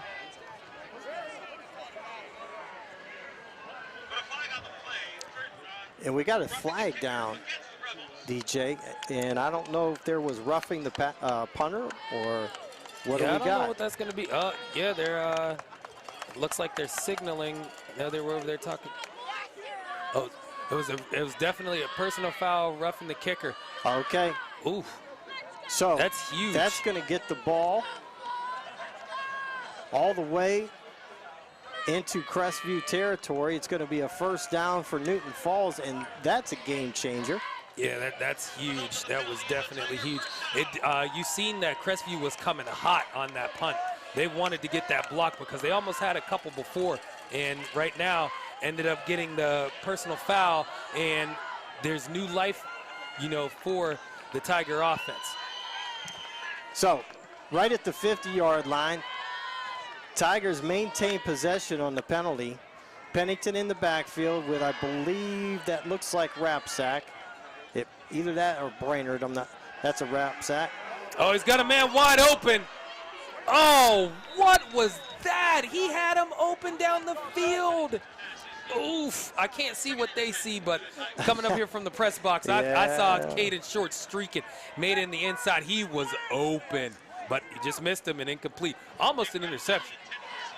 Yeah, it's easy to sit up here in the press box and see that guy wide open, but all right, no harm, no foul. 2nd down and 10. Short split out left alongside with Rapsack. So twins left. There's Rapsack up the gut. He gets good yardage. A good 5-yard carry to the 45. It'll be 3rd down, and the time on the clock says 2:25. So plenty enough time. Brainerd into the game for the Tigers. He'll replace Rapsack. That's what you want to do right now. I mean, you got 2:13 and counting. Like I said, keep that clock running. I mean, I'm telling you, what you don't want to do right now is give Crestview another possession on offense. And that's what the Tigers are doing, holding the ball 3rd down, 5, manageable down right here. I'd like to see him get the play in a little bit faster. Here's Brainerd, makes a nice cut up the middle. He's going to get another Tiger first down. There we go, and then clock's going to stop. Bear is just going to stop for them to move the chains. And as you can see nice right here on the back replay, here by Brainerd. went ahead, followed the blockers, cut, missed tackle, and then right there, 3 Rebels right there, but not before he picks up the 1st and 10. Betty Hahn says go Tigers. Dead Roses says yeah, go Tigers. There we go. 1st down, 10. Minute 30 and counting. Pennington takes the snap. Looking for a man. Wide open. Got Rapsack, he breaks the tackle. Stiff arm, throws him out, and that's going to be a 1st down with the clock stopping right there. Minute 18 left. And as you can see right here on this play, you got Pennington waiting, boom, develops, nice ball, gets Rapsack, ends up going stiff arming one, and then that was going to be number 12, Jack Yerke, on the tackle, and gets a nice tackle out of bounds, but not before they pick up another 1st and 10. So a good possession by the Tigers, helped out by roughing the punter, and let's see if we can continue it. Pennington will take the snap, hand off to Rapsack. He's got a nice hole. He cuts back to the left. He's still rumbling down to the 11-yard line, 12-yard line. And we have a minute and 8 seconds left. Tigers on a roll, looking to punch it in, and I think we have the clock stopped for the 1st down, or I think it's a 1st down. It looks like right now maybe 2nd and short, but no. The ref says let's move those chains. As we look back on that replay, I don't know if, because it looked like at the end of the play that one of the Rebels actually came up with the ball. But, hey, hat on hat. Okay, good stick on Rapsack there up the gut by the Rebels. And we get about 2-3 yards, tough yards. And we're going to have a timeout by Coach Lazari and his staff. And they're going to figure out a way to punch this in the end zone. This is where you got to have 1 or 2 plays that you can go to down in the end zone that might catch the opponents off guard. And I'm sure Coach Lazari's talking about this. That's what I wanted to see actually is right now you got 3 timeouts, can't take them with you. Well, they have 2 left. Well, yeah, I mean, they did have 3 before they took one there, Scott. Yep, so they got plenty of time, and let's see what they come up with, because this is an important possession to get points on. Again, Tigers will get the ball coming out. Coach is out there for number 8, Cameron Brainerd, who walked off with the coaches. Don't know exactly what that was about, if they were talking to him or if he was hurt, but they went out, talked to him, everything was okay. Twins right, single back in the backfield is Rapsack. Shotgun for Pennington. Hunter Jones will snap it back. Direct handoff and nothing doing. Number 24, Batura in the backfield before Rapsack even got the ball. Clock ticking. They're taking all day to get these plays in. I mean, you got 2 timeouts. You can't take them with you. Give me a timeout, Coach. 28 seconds. Crowd getting restless. 23. Pennington looks at his wristband. Here's the snap. Going to throw it out there to the side. Oh, and that was dangerous. Good tackle. That was a great tackle. By number 13, Matthew Strank out there on the coverage. And so that's 4th down now. Let's see if we try to kick the field goal. Surprised they didn't throw it into the end zone on that one, just to try to, you know, make sure if it's caught, it's a touchdown. Looked like there was, looked like he had a route. I mean, it looked like it kind of developed as it was going to be a pick play, but instead of, you know, running into, you know, running out the route, he ended up just cutting it short, went for the flat, and tried to throw it out to the outside, but the coverage was already there. He should have never made that pass, but hey, I'm not on the field. But it did stop the clock, and there's 10 seconds left. 4th down and right now Coach Lazari has a decision to make. It looks like they're going to let Sipka kick the field goal, and the ball's going to be placed at about the 17-yard line, so about a 27-yard field goal. Now, we haven't seen too many field goal attempts this year, DJ. Thank you, Mr. Beverly. How you feeling about this? Pretty much the same distance as an extra point. It's just not straight on. It's on the hash. He's on the left hash. So go ahead, and I do like it. I think we got looked like there was some offsides. movement. Yeah, Nice it's kick. good. But it looked like there was some movement. But that was a heck of a kick. No flag on the play? Nope. Yeah. Okay, so Jacob Sipka puts his foot into it. We get points on the board, and the score is now manageable, 28-17, with 10 seconds left into the half, or until the half is over. So good drive. I would have liked to seen a little more creativity down there towards the end zone on that last possession, but we'll take the 3 points. Good job, Tigers, staying in it. And let's make sure Crestview doesn't do anything crazy on this last 10 seconds. And that's what I was wanting to see. I mean, good possession, especially when Crestview actually bailed you out of that possession by that roughing. Ended up buying new life into it. And like I said, at least get 3 out of it just to show something, because you do get the ball back at halftime. So Tigers went ahead, managed it, as you said. But I would have liked to seen some other plays called. It looked like those were some safe plays to call. Ended up getting the 3 though, so can't be mad at that. So with 6 seconds left in the half, we got Scott sitting here looking like he's ready to go read a book or something. Yeah. How to play golf. I was just trying to figure out. How to play golf. Went from 10 to 6. Okay. All right, we're good. What? I was just talking with myself. Yeah, I figured as such, because you weren't looking at me. All right. Sipka with the kickoff. I doubt that he'll put it in the air much. Little pooch kick. And number 7 has it. He will try to run this back.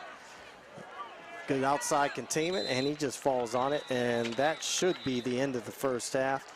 So, pretty exciting first half, DJ. 28-17 Crestview. Tigers showed some good things offensively and defensively, and we're still in it. We get the ball coming out, and let's see what we can do. Got some momentum going with us. Hopefully you could go ahead and carry it into the half. All right, so we'll be back for the second half. Now's a good time to get your Tiger Den pizza. Get Took it you a right minute. now. You'll be munching on it in the third quarter.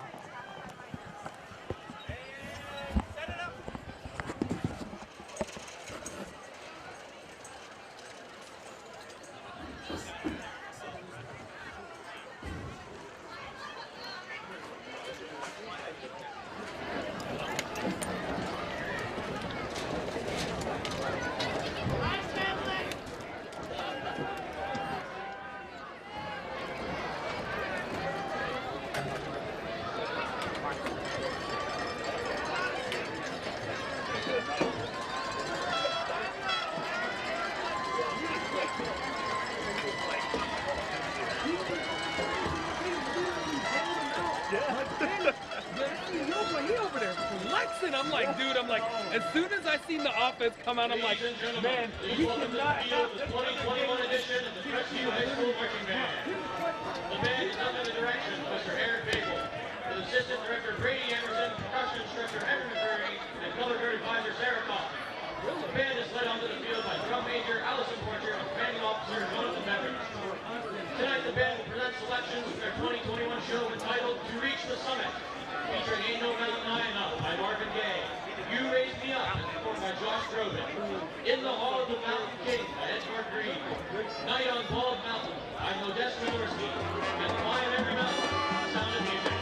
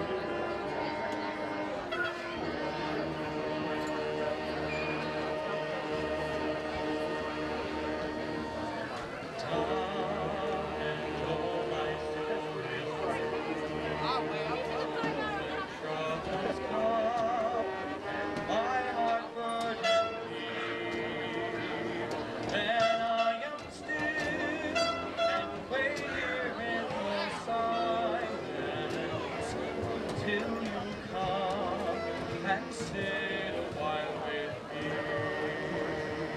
You raise me up so I can stand on mountains.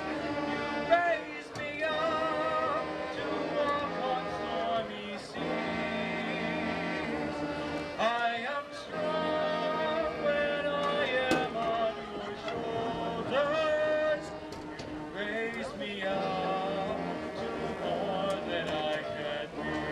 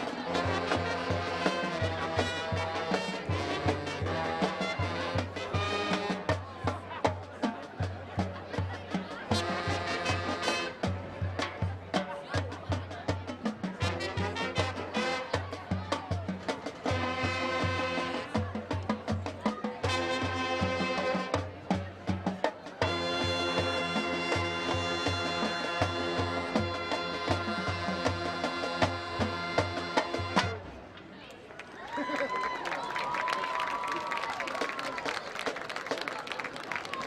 Marching Band would like to wish good luck to the Newton Falls Band and to all Rebel athletic teams for the rest of their season.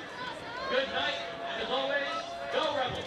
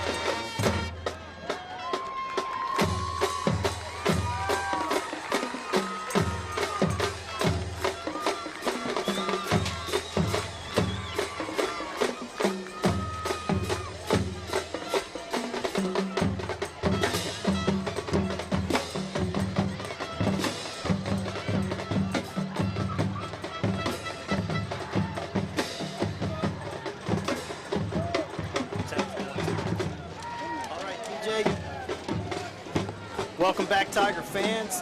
And we're getting ready to start the third quarter. And once again, Mark Semrau, the band director, and the Tiger Marching Band doing a great job at halftime. And we're watching those seniors in the band and the majorettes, and they're taking off the field for the last time. And it's got to be some sad emotions there by parents. And, hopefully the last time. Well, yeah, exactly. Hey, we always got a shot, right? But good job by the marching band. Love to hear those drums and horns going and grooving out there to some Robert Palmer if you missed it. Bad Case of Loving You. Yeah. Absolutely. It's classic. Oh, look, we got the camera inside now. Hey, Tom Gregory, let's go. In the hub. You guys doing a great job. Yep. Here we go. Good job. Yeah, champ. All right. Let's go. All right. Now, we got some updated scores. Okay. Let's hear them.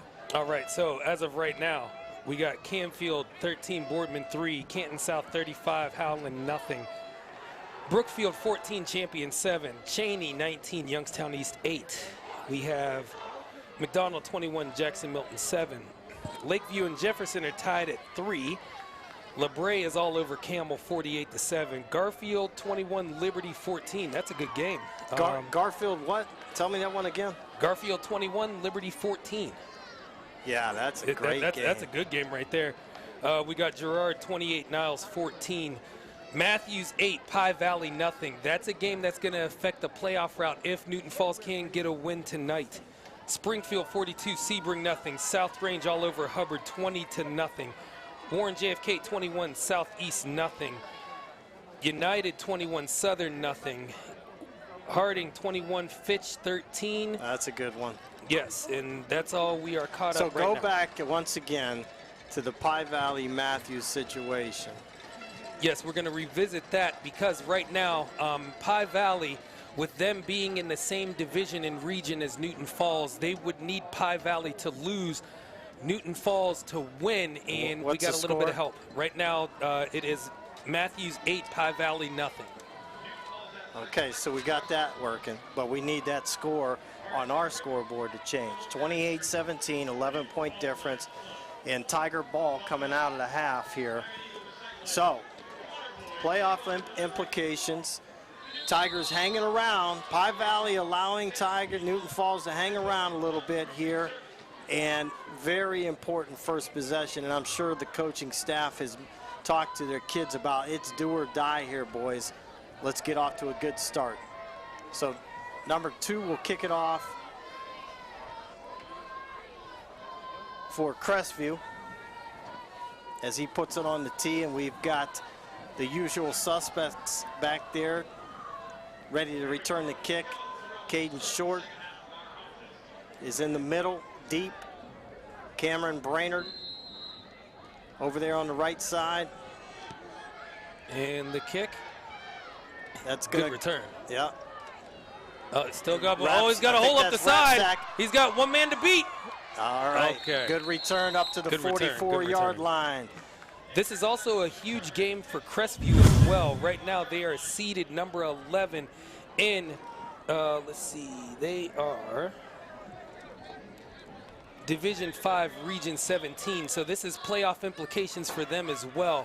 This is going to go ahead and get some seeding because as of right now, they are controlling their own destiny in this game to go ahead and be in the playoffs. But it is tight in their division as well.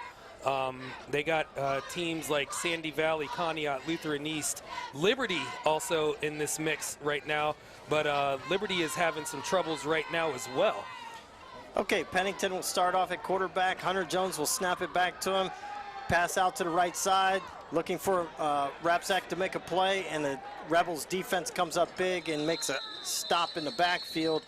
And basically, that is a play that they're going to just sling it out in open space and hope that their receiver can juke the first man and get positive yards, and that didn't happen. So, completed pass, but negative yards. Yeah, that play is slow developing.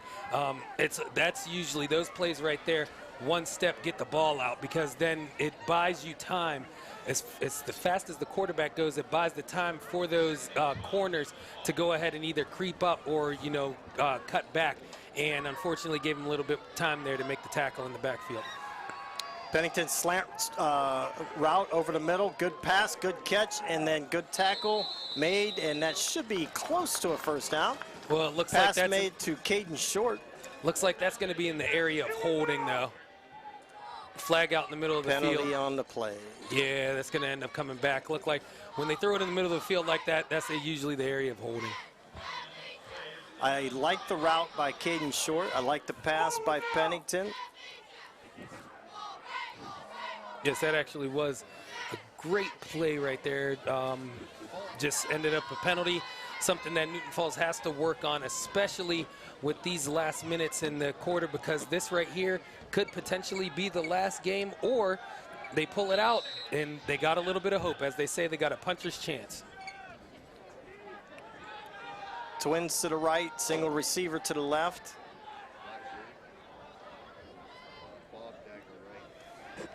All right, got Pennington right there, ready to take the snap. Sacks in the backfield. The snap is back. Pennington drops back. Oh, got a Pass hand is up on there. tipped by Batura. Yeah, got them paws up there, and that's all you need to do is interrupt the pass. He was Still looking had a for chance, Short. though. Yeah, he's looking for Short over the middle. He still had a chance to make that play, though. But, you know, the ball going all crazy angles makes it hard to catch. All right, third and really long. 3rd and 18 early on here, third quarter. And at the very least, we want to get some decent yardage and get a nice punt down so that they got to travel a long distance for their possession. But I'd love to see somebody break one. So let's see what the Tigers have. Pennington, again, back to pass, has a lot of time. He steps up in the pocket. He's going to try to run it, and he gets a few yards, but definitely not 18. Yeah, one thing that, you know, Pennington being a young quarterback, one thing he has to do is scan the field. If he would have looked over to his right, it looked like a man was actually starting to break a route over towards the Crestview side of the 50-yard line. Had a window to throw, didn't see it, ended up taking off running, and ended up scrambling for a couple of yards. So good job by the offensive line, giving Pennington plenty enough time to find a receiver, and evidently good job by the Rebels defensive backfield guarding those receivers. There's a good high That's punt, a huge punt. and the Rebels will fair catch. They're content on taking it at the 26, 27-yard line, and we'll see what Crestview has on their first possession in the second half. Well, that was kind of a little bit of letdown, DJ, on this first possession. We were hoping to come out guns a-blazing here early third quarter, and it definitely wasn't guns a-blazing. No, definitely some safe plays, I think, and, you know, especially in a game with this kind of implications, you got to leave it all out on the field. And there was just some, you know, calls I didn't agree with, but hey, you know, I'm not coaching. So as we see right now, 10 minutes, 18 seconds left in the third quarter. Crestview with the ball, 1st and 10, their own 26. Cusick takes the snap. Handoff to Batura. Stopped in the backfield, maybe got back to the line of scrimmage, but good stop by the Tiger defense. That's a good surge by the front line. I think that was Holden Hansel that got in on that tackle. And they're going hurry up because they got their line already set. Cusick already ready, takes the clap. There's a long pass to the sidelines, complete to number 12. And we've called his name, Jack Yerke, several times today. He's having a nice game. Yeah, he's having a quiet game right now, you know, getting them stats up there, but making positive plays, which this definitely makes it a way more manageable third down for the Rebel offense. Here's Cusick with twins left, twins right, single back in the backfield. He's going to take his time, get the play call from their coach.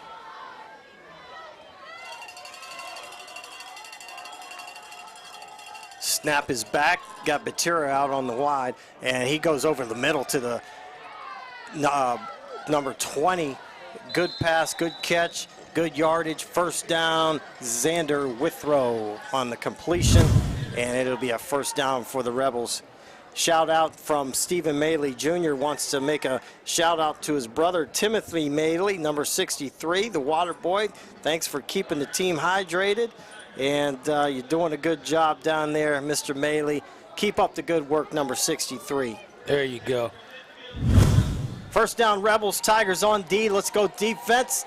Let's get some stops in the backfield. Corners laying off kind of good distance there. No press. And there's the pass complete to number 14. And I get what the Tigers are doing. You don't want to get beat deep, but me personally, I hate to see that cushion on those cornerbacks. I love press up offense on the corners, but you better be matching them athletically when you do that. And that's what I was saying. It kills me to watch this cornerback 10 yards off the man. I have a hard time watching that. Yeah, it's just the way that the time set up. That's going to be a hold, hopefully. coming back. Yeah, that's coming back.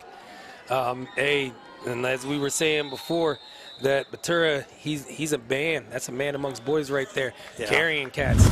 And as you can see right here on the replay, went ahead and as of right now, looks like they are taking it back and all that for nothing, and it's going to come back. Got to be disheartening for those running backs when they give it their all and plow through about 5 people and get a 20, 25-yard run, and the dirty laundry comes back all for nothing.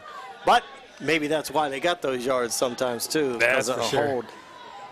Twins out to the right, now trips out to the right. Batura in the backfield with Cusick, single receiver, split left. Cusick throwing a lot tonight. And that's put right on the money to Batura. That was a great pass. Fantastic good pass. Coverage. Good coverage. I mean, the one thing is that Cusick had all day in the pocket. I mean, they didn't even – it was like a 4-man rush. And they literally – the linemen for Crestview were sitting back there letting Cusick eat a sandwich before he ended up going and throwing the ball. Right. Cameron Brainerd on the coverage there. And like you said, he had nice coverage. Cusick just put it right on the dot. First down, Rebels.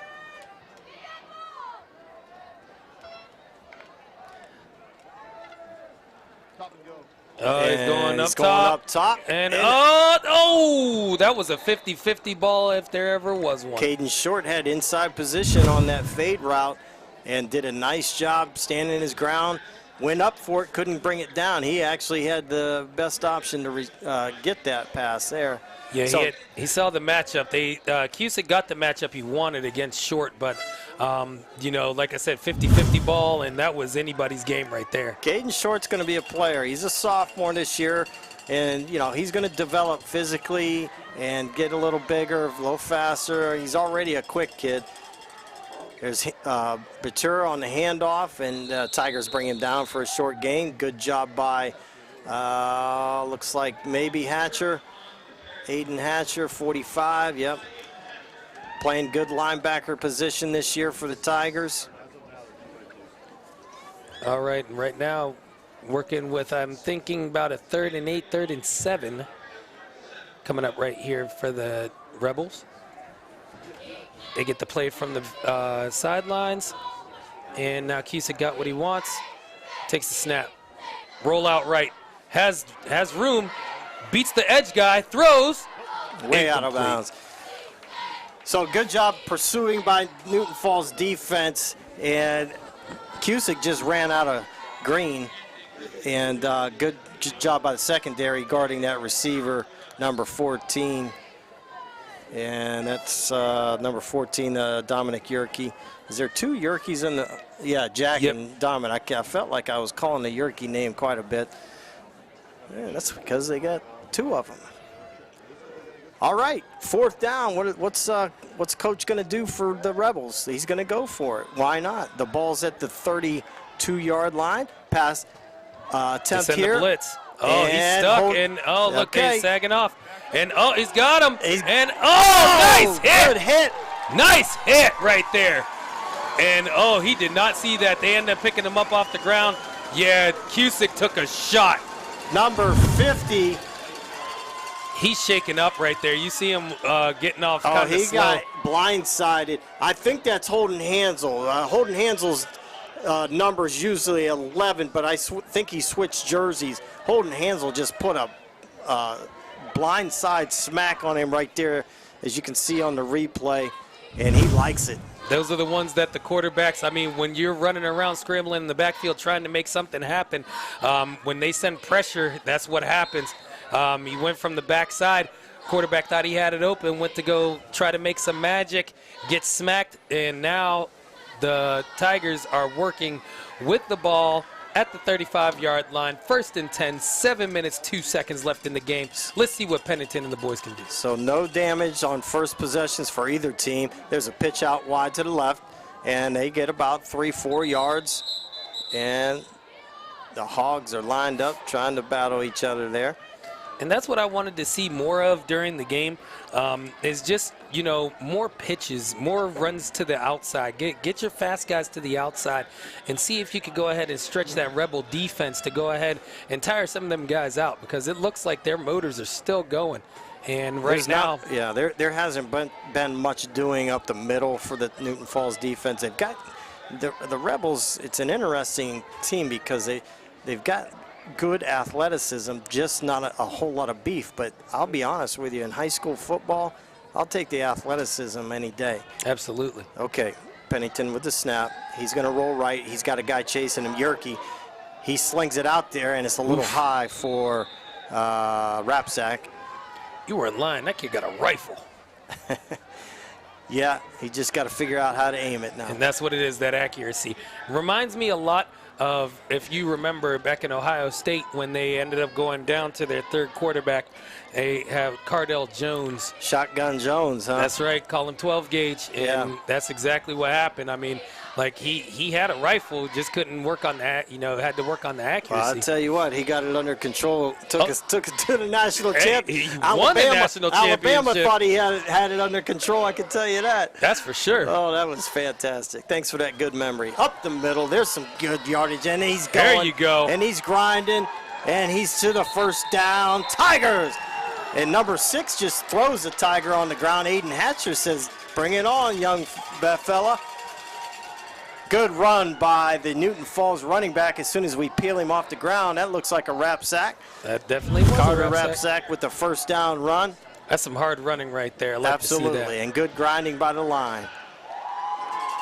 So these seniors for Newton Falls not wanting their season to end, with a chance for the playoffs on the line, needing some help with Pie Valley loss and a Matthews win. But we need a touchdown. Rapsack cuts it back up the middle, breaks a couple tackles, gets about 1 yard gain, very tough yardage. Not much doing for the Rebels defense for us. Hey, that was definitely a good tackle. I mean, it could have been in the backfield, so we were lucky enough to have Rapsack cut it up, break one of the tackles to at least get on the positive side of the ball.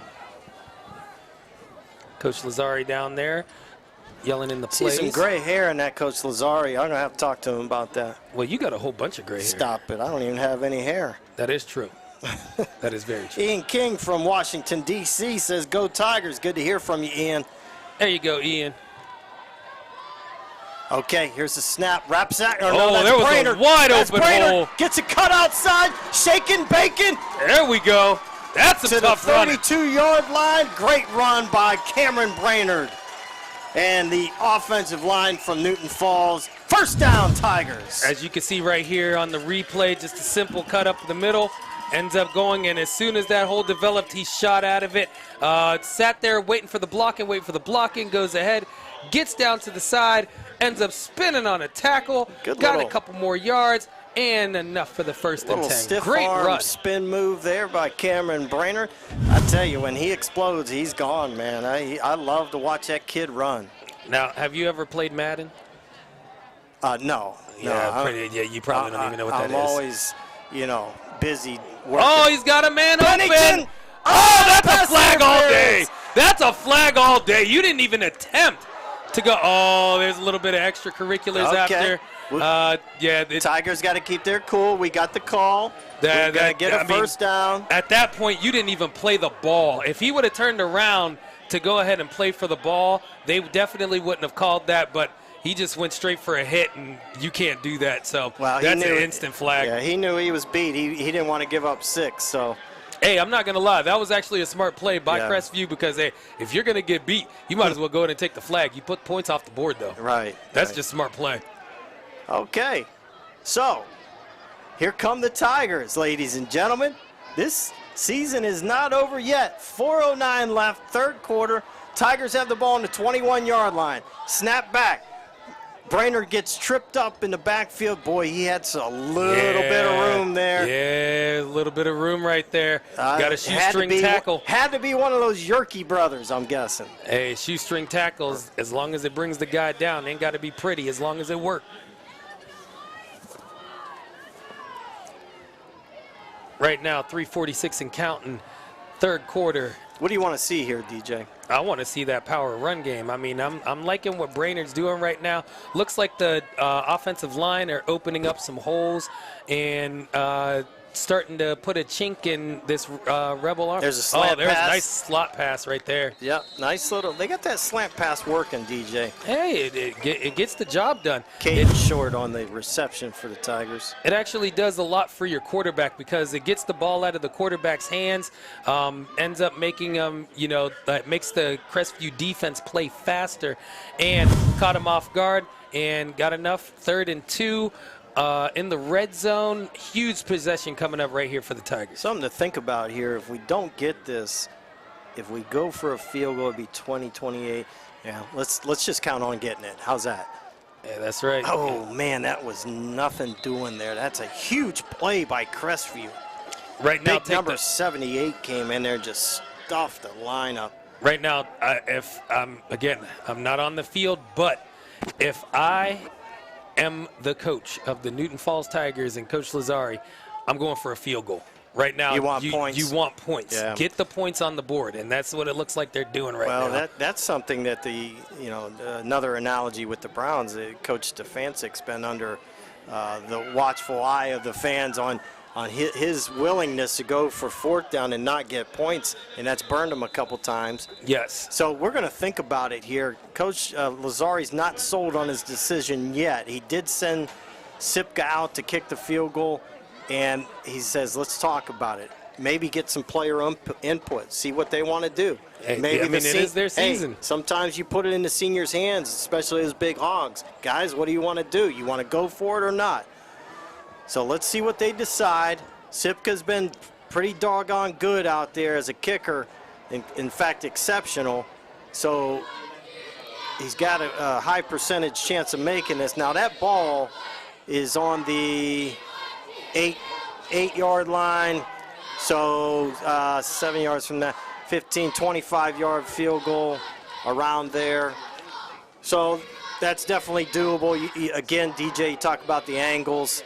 It's on the left side. He shouldn't have any problem. Yeah, I am a fan of getting points. I mean, again, there's a lot of time left in the game. You just want to go ahead out there, get some points, but it looks like they're actually going for it. And okay, they need 2.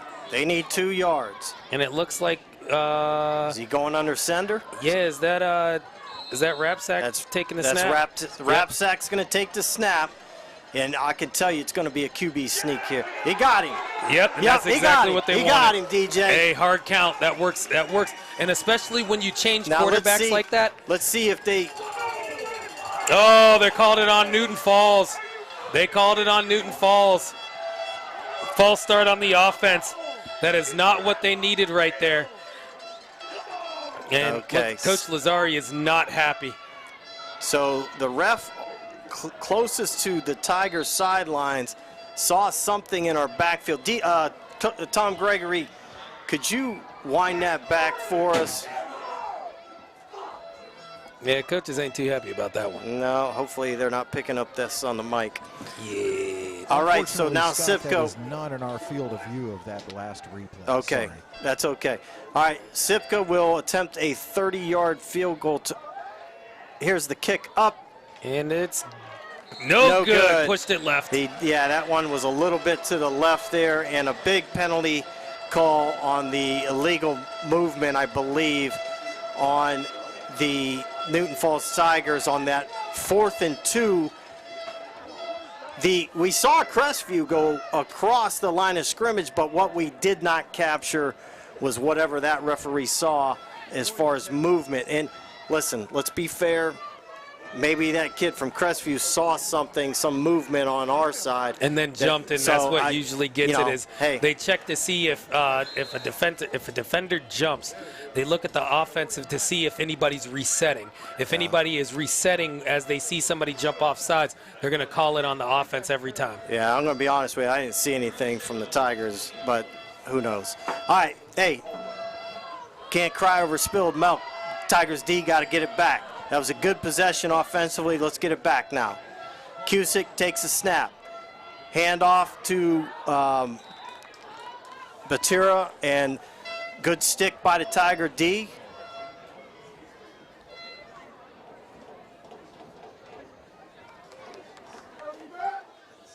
No gain on the play, maybe a little bit of a loss on that play. Yeah, it looks like a half-a-yard loss. Second down. Split, twins to the left, twins to the right. Yeah, Crestview is very fast on the snap count. There's a pass out to the flats to number 20, and that's going to be a first down. I hate to see that, just that cushion again, number 20, Xander Withrow. Man, I'd love to see them tighten up that corners a little bit. It's almost like a run play because they're so far wide open. Okay. Enough coaching from me. Let's just call the game. Cusick in the backfield as quarterback, Batura behind him and to the side of him, actually. Here comes a blitz by the Tigers, and Cusick reads it, gets by the first line of defense, gets by the second line. He's off and running to the 45-yard line of Newton Falls. Good carry by quarterback Cusick there. That was a good read by him, DJ. Yeah, that's what, and they have not executed that play since probably the first play of the game. Just a simple, RPO going in there, wait, quarterback pulls back, takes off up the middle, good yardage, and right now, first down Rebels on the Newton Falls side of the field with the clock running, 1:05 and counting. Okay, let's find out what this Tiger defense is about here. Got to hunker down, as my mom used to say. Hunker down, and Batira's hunkered down. Not with Batira He's running like hunker that. down into It's the a end foot zone. race. Oh, Touchdown save and tackle. Good tackle by, I think, Cameron Brainerd. I could be wrong about that, but I think it was Brainerd that chased him down. Yeah, it was a foot race, and he just got him. But we got a Tiger down in the middle of the field. 34 got Drew up. Montgomery, I think that's Drew Montgomery. Yeah, he's trying to walk it off. He might have a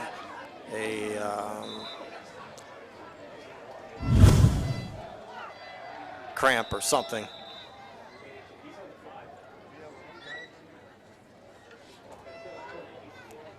Okay, Crestview down in the scoring in as part of the end zone here. Let's see. They're at the 5-yard line.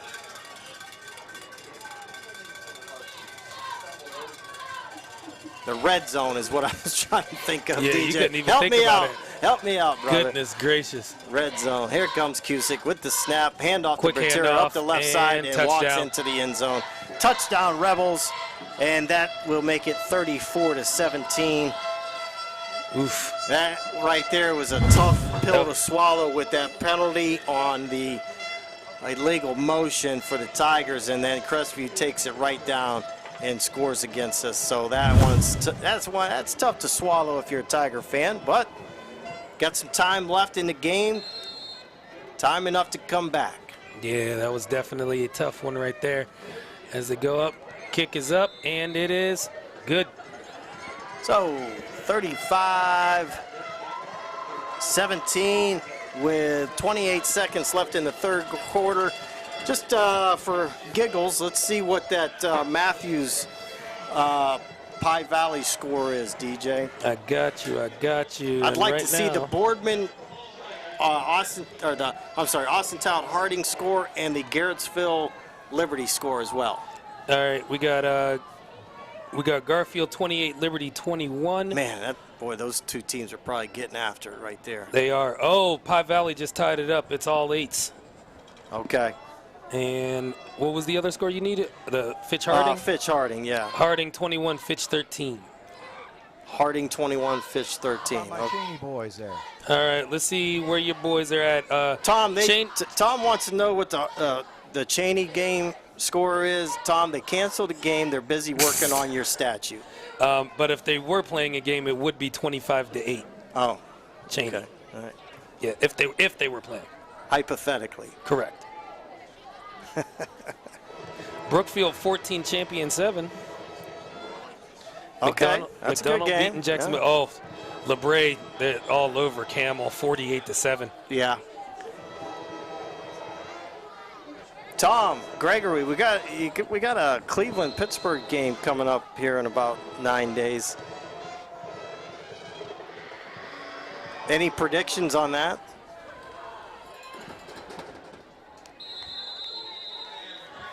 All of a sudden, Tom gets quiet. Scott, I could tell you the score of that game before it even starts. What's the score? What's going to be the score, Tom? The score of that game before it even starts is going to be 0-0. All right. Ba-dum-bum-bum. Wah, wah, wah. And after the game is played, what will be the final score, Tom? You know, I don't know about a final score, but it would not surprise me to see Cleveland win. They're playing really good this year. And Pittsburgh, they need to retire Mr. Roethlisberger. Tom, you must have not have seen Cleveland games You said recently. that Cleveland's playing well. Yeah, you haven't seen us recently. I was at then. the Arizona game, and they stunk. They won last. Yeah, they won last night. It was the Broncos with a whole and bunch of second stringers. They won the game. Yeah, it was a great performance. But back to the Tigers here. Pennington at quarterback. He'll take the snap from Hunter Jones.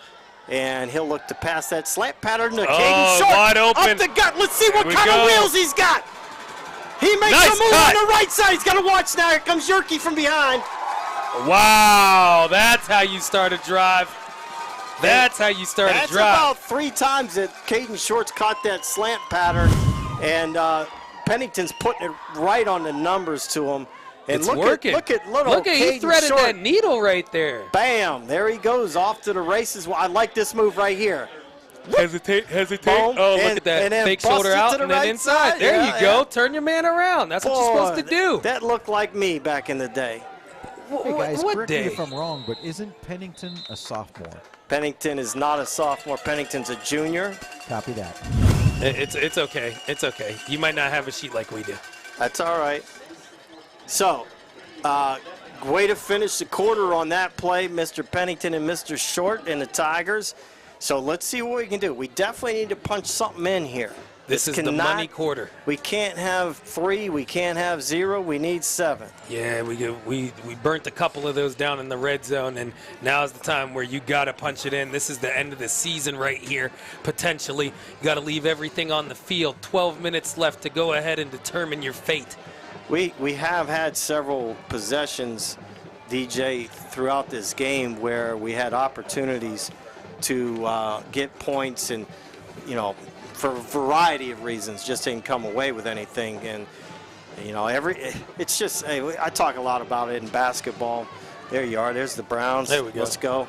No. But every possession is important, you know, and you can break this down into football too. Every play is important. And whether it be something in the first quarter, the second quarter, or the last play of the game, it all amounts to either a win or loss. And a lot of times people will look at the last few minutes of the game. Well, this kid or this coach, you know, blew the game on this call. Well, a lot of things happen in the first through third quarters too that had an effect on the game too. Yeah. So as of right now, I think it's just the fact that there was some squandered opportunities early, and right now, here's the first one to start to get this punched in. Rapsack's going to try to bust it out to the left side. It's not happening. No, ain't nothing going on. 1 on 7's not going to work out. Nope. So not at all. All right, that's not a good start to this fourth quarter, but we got it in the red zone again. Let's see if we can punch it in this time. 11:36. Sipka comes in as a receiver, replacing number 10. All right. This is where we need your big hosses up front to get some stuff done for us. That's for sure. Pennington will take the snap. Fake pass. Ooh, guy rushing on the backside. And that play there was not going to get too many yards, even if it was completed. I'm surprised they didn't go back to that slant pattern. Yeah, I mean, it seems to be working. So those are one of those things where I would have just, it's a bend but don't break kind of thing. It's working. Keep using it until it doesn't. But got a player down for Crestview now. And this is usually cramp time. Yeah, late in the game. Number 19 for Crestview is Bryce Blower, Yes. 6'1" junior. H-back, receiver, defensive back. He's walking off. He's good to go. He's another one of these kids that, you look at him, he's 6'1", 164. Just good-sized kids over there at Crestview. Is that a onesie? Oh, my, Amy. It I can't has believe pockets. It's like a onesie. you went out in public in that Oh, it's thing. a cape. It's a cape. Da-da-da-da. Super video girl. You are the worst at I coming don't know. up with nicknames. Like I'm supposed to have a name for a super video girl. Sure is. You were terrible at nicknames, Oh, man. okay. Okay. I could have came up with one better. Go. Super Tiger Girl. Oh, whatever. Yeah, I know. I'm good. You're not. It's okay. Super Tiger Girl. It was Tiger colors. Okay, back to football. Here we go. Pennington rolls right, looks to Nice pass block. over the middle, and Ooh, I don't know where that was his going. imaginary friend was not open. That's for sure. There was nobody there. Okay. Well, now we got issues. Now it's 4th down, Yeah. and I don't know. Are they bringing I out the really don't kicker? know what you want. I mean, what are you going to do? You need points in a hurry. 17. Yeah, You get it to that's 15. You get it to 15, you're still 3 scores. Well, 2 scores if you go for 2. But, yeah, I would. I don't know what I would do.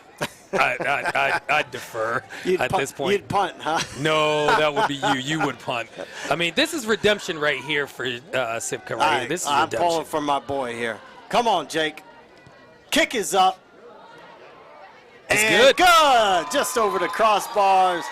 Jacob Sipka with the field goal.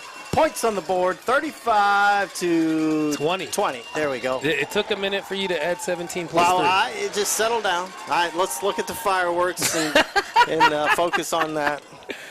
Your math skills are showing, LeBray. Yeah, it's past my bedtime. You got an excuse for everything. Olivia Van Overbeck is watching from Ohio State University, the Ohio State University. Hey. And Olivia, I want to know how. I got a shout out. No, you didn't. Oh, no, I didn't. Olivia, I want to know how school's going. I want to know what's going on down there at OSU. You're leading the Buckeyes to a victory this week. Thank you for tuning in here. Patricia Kasiba says a huge shout out to number 50 Holden Hansel from Ava's grandma, and I apologize. I mispronounced Ava before. My apologies, Patricia. Thank you for the correction. Do not take it personal. He butchers everybody's name. He called me a whole different name last time. Yeah, you're DJ Williamson. Goodness gracious. That's never going to go away. You know that, right? Dave Stimpert, the most knowledgeable sports fan in Northeast Ohio, says the Browns will win. Here's the kickoff. Yerke has it, and then the Tigers have him. There we go. It looked like that ball was going to skip out of bounds. It did a little, Watusi down there on the, right next to the hash over there. Watusi? Yeah, it did the Watusi. Well, the Watusi is what I do to Mr. Nicholson when I beat his butt in golf.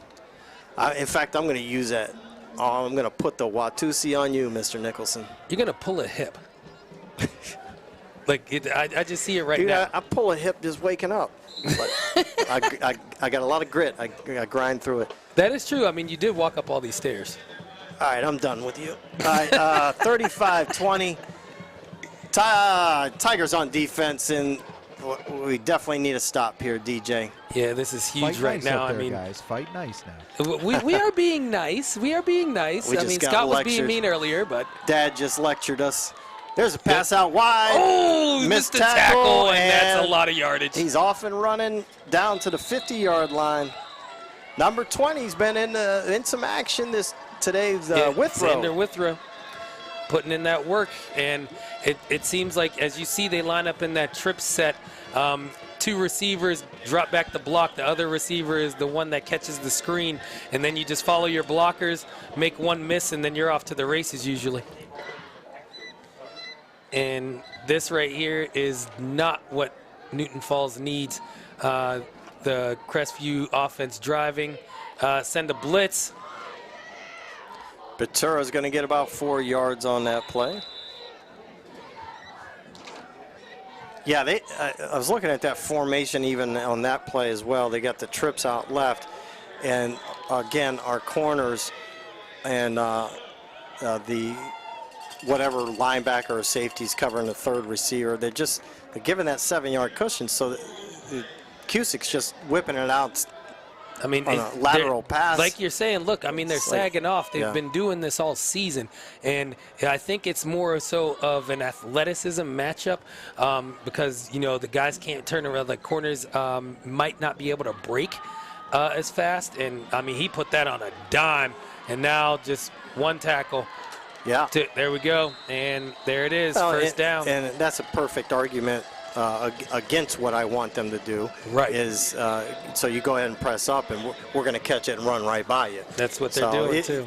Kind of damned if you do, damned if you don't, and type of thing. Yeah. So, it's unfortunate, but, you know, accurate. Cusick's had a great game tonight. I've been impressed with him. Yeah, he's definitely having a better game than last week.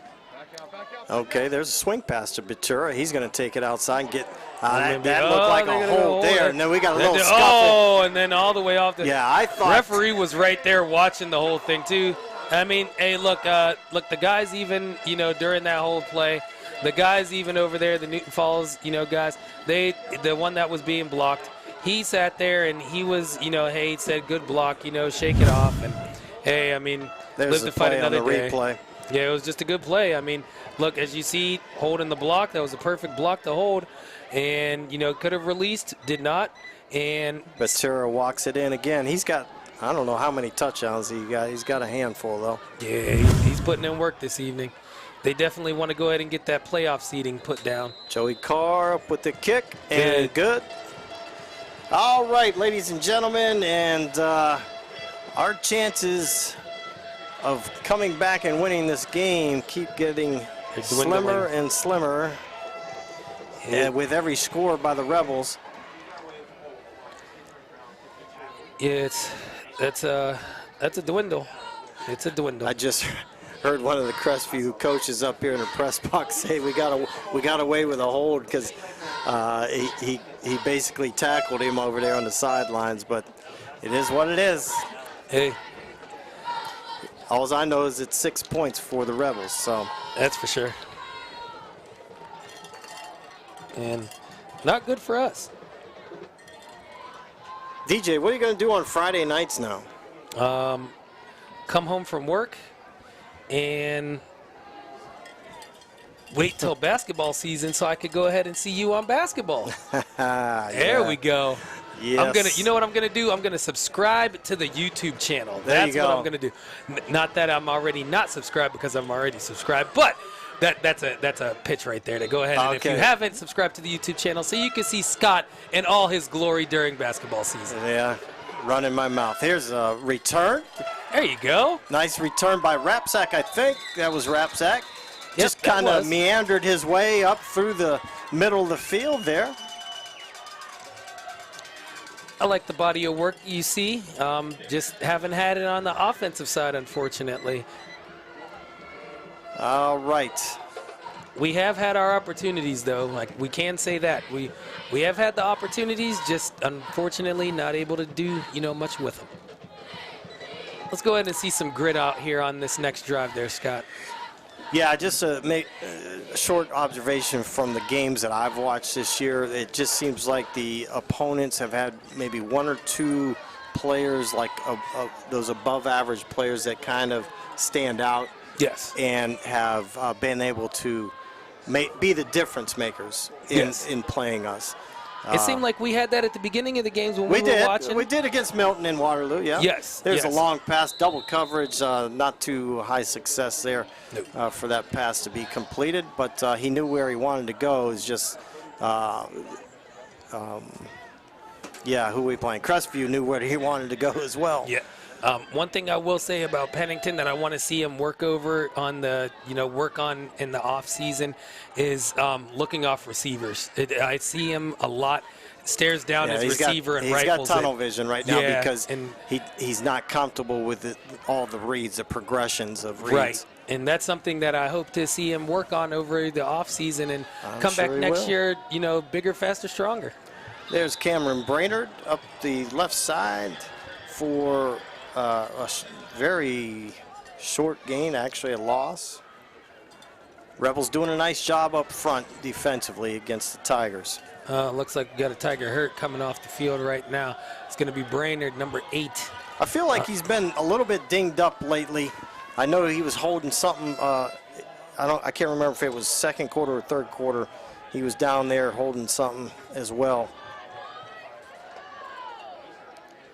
All right, 3rd and 12. Pennington, blitz coming. Oh, intercepted. He rifled that right to number 25. That is going to be Daniel Fitzgerald, senior. Come out. Pennington saw what he wanted to see, but unfortunately, Crestview saw it as well. Jumped the route, ended up getting the pick, and right now, it is Crestview's world right now out on that gridiron. Okay. So Crestview feeling good about their situation. Just a few comments from the hometown people watching on YouTube. Mr. Scaldone is encouraging Anthony to get some hits in for his son. And Olivia Van Overbeck down at the Buckeye Nation says, oh yeah, we're going to crush Indiana this weekend. School's going great for her. She's a smart kid. I knew it would. Good job, Olivia. Keep up the good work down there in Buckeye Nation. Here's Batera up the middle. Shaking, baking, spinning. Still going. Still going. Oh, man, he shot that gap. Ooh, I like the gallop. Carter Miller's chasing him down and a few other Tigers. Good run by the Batera boy there for Crestview. I love seeing good runs break, and then you see how he had that little, just that little hop step. It was like a gallop. Oh, yeah. And it throws the defenders off just enough to go ahead and slow them down to where they could go ahead and pick up a couple more yards, and that's exactly what he did. As you could go ahead and see him floating down, and then whoop, you see the little gallop, and then he just threw off the defenders just enough to pick up about 3-4 more yards and enough to get the first down. They are in the red zone, and right now we are working with a 1st and 10 right now for the Rebels. 7:45. Brian Person says shout out to his daughter Ava Person and the whole Newton Falls cheerleaders and Tigerettes. There you go. Shout out. Here's Cusick flips it to it looked like it wanted number to be a 20. pass. That's the what's his name? Number 20 is the is Withrow. Withrow. Okay. Positive yards there. Andrew Scaldone, sorry, buddy. That's Anthony Scaldone's his brother, not his son. My bad, Andrew. Man, you over here messing everything up tonight, man. I mean, it's the last game. It's past your bedtime. Murder, She Wrote's off, and I understand. Dementia's setting in. It's okay. I'll call you an Uber to get home. Don't drive. I appreciate you guys watching and putting up with us throughout the year, and I really like the fact that you guys tune in and watch it. Absolutely. And, Thank you, I love the fact that you comment. And even if you don't have family playing basketball, if you could watch the basketball games and stay tuned in for us. And there's an interception by the Tigers. Oh. And that's going to be the 1 yard line. Good pickoff down there by the Tigers. I can't tell who got that. That's going to be Tiger ball.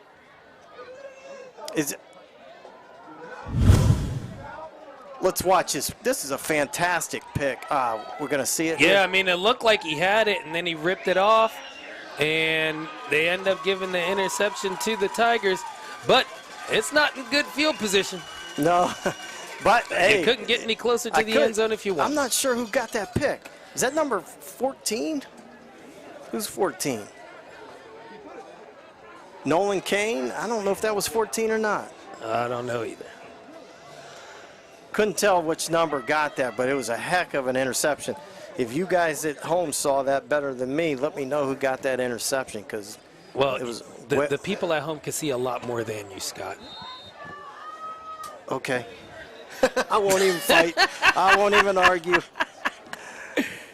You win. So Tigers in a tough position here at their 1 yard line.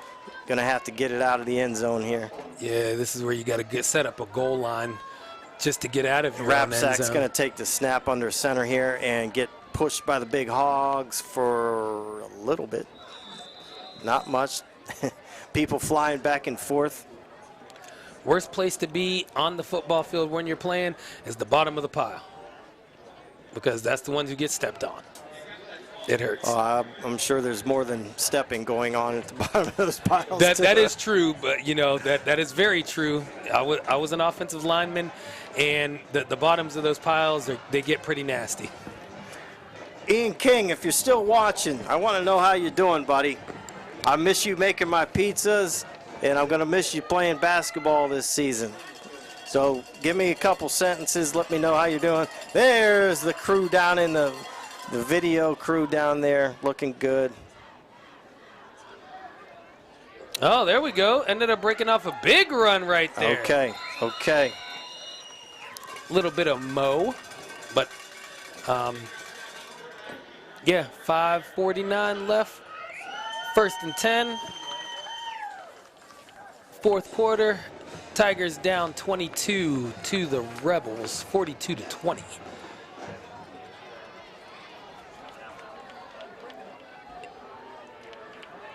Well, it's going to take some type of miracle to get back in this game, but I'd like to see just maybe some type of touchdown just to stay positive here in the season. That'd be good enough for me right now. Hey, that's all that matters. Again, I mean, the way that this is set up, as far as the playoff system, you never know what could happen. I mean, there's a lot of things that could happen with the playoffs that could potentially even keep us in it.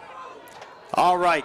There's a flag, and yeah. At some point, we probably got a hold on that. Yeah, don't know what happened there, but we're going to find out.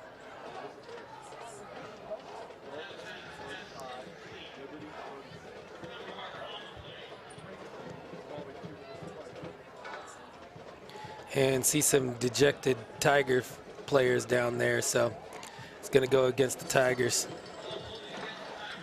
All right. DJ, if we score on this possession, I'm giving you a big hug. And Tom Gregory's going to film it.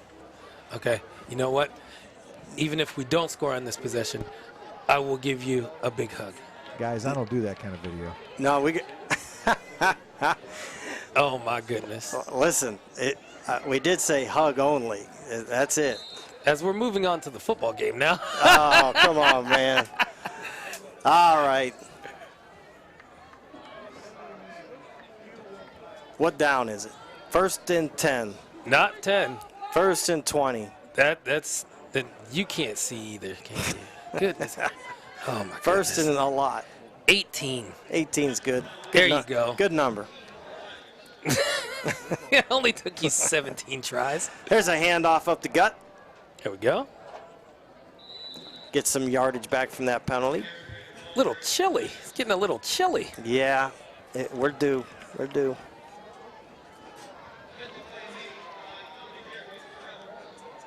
And right now, Tigers are going to keep that clock moving. I don't see a whole lot of action going on the field, unfortunately. But well, right about now, you can probably imagine some of these seniors are in the back of their mind. They're probably thinking, "This, I only got a handful of plays left in me here." And Pennington will throw it deep. He's got a man down there. And number 12. I think that's a Yerke boy. Yep, that's Jack. That's Jack.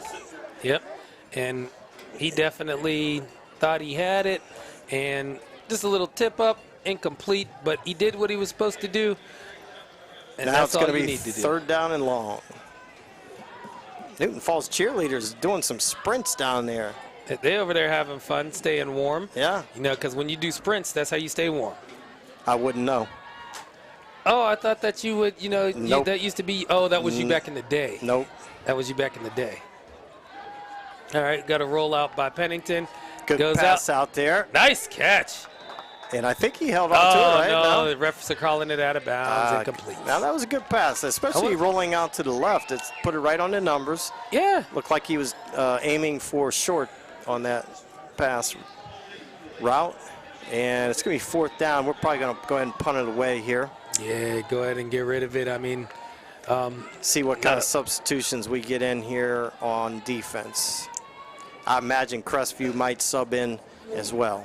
Well, I would definitely think that they would, but hey, we thought at the Liberty game they were substituting as well. Yeah. So, I mean, you just never know. There's Ooh, that was a high snap. snap. That was a high snap.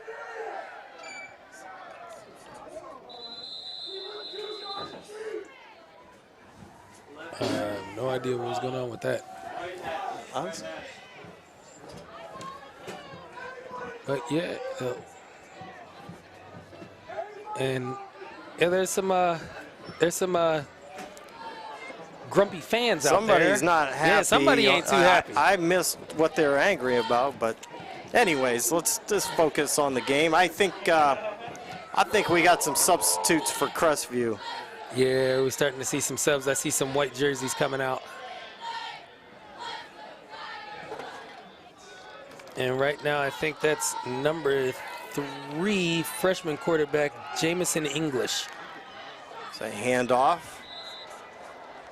Gets good yardage on 1st down carry. Number 17 is Spencer Klein.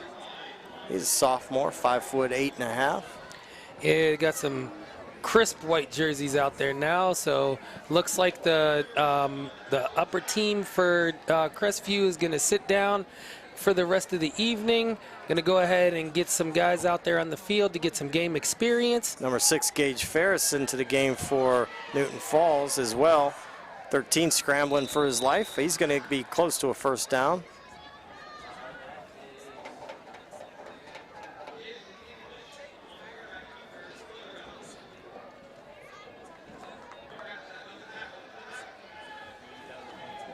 Holden Hansel comes off the field for Newton Falls. Ethan Powell into the game for the Tigers. Ethan's a good-looking freshman tight end linebacker. Caught a touchdown pass this year. Guys, our clock is winding down, but it's been an honor and a privilege to have a season with you again, and hopefully we do this again soon.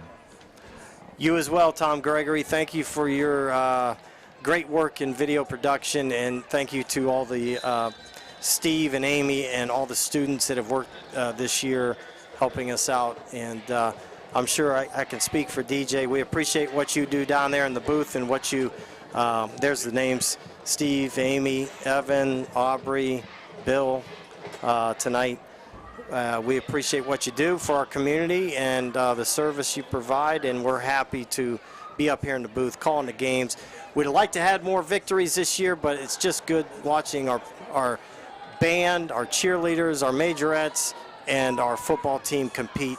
And they're a great representation of what Newton Falls is all about, and some of the things that we've went through this year with senior night, with the honoring the previous team that I can't remember the year, but the old school team that we brought in here to represent them and honor them. That was something special that night, DJ.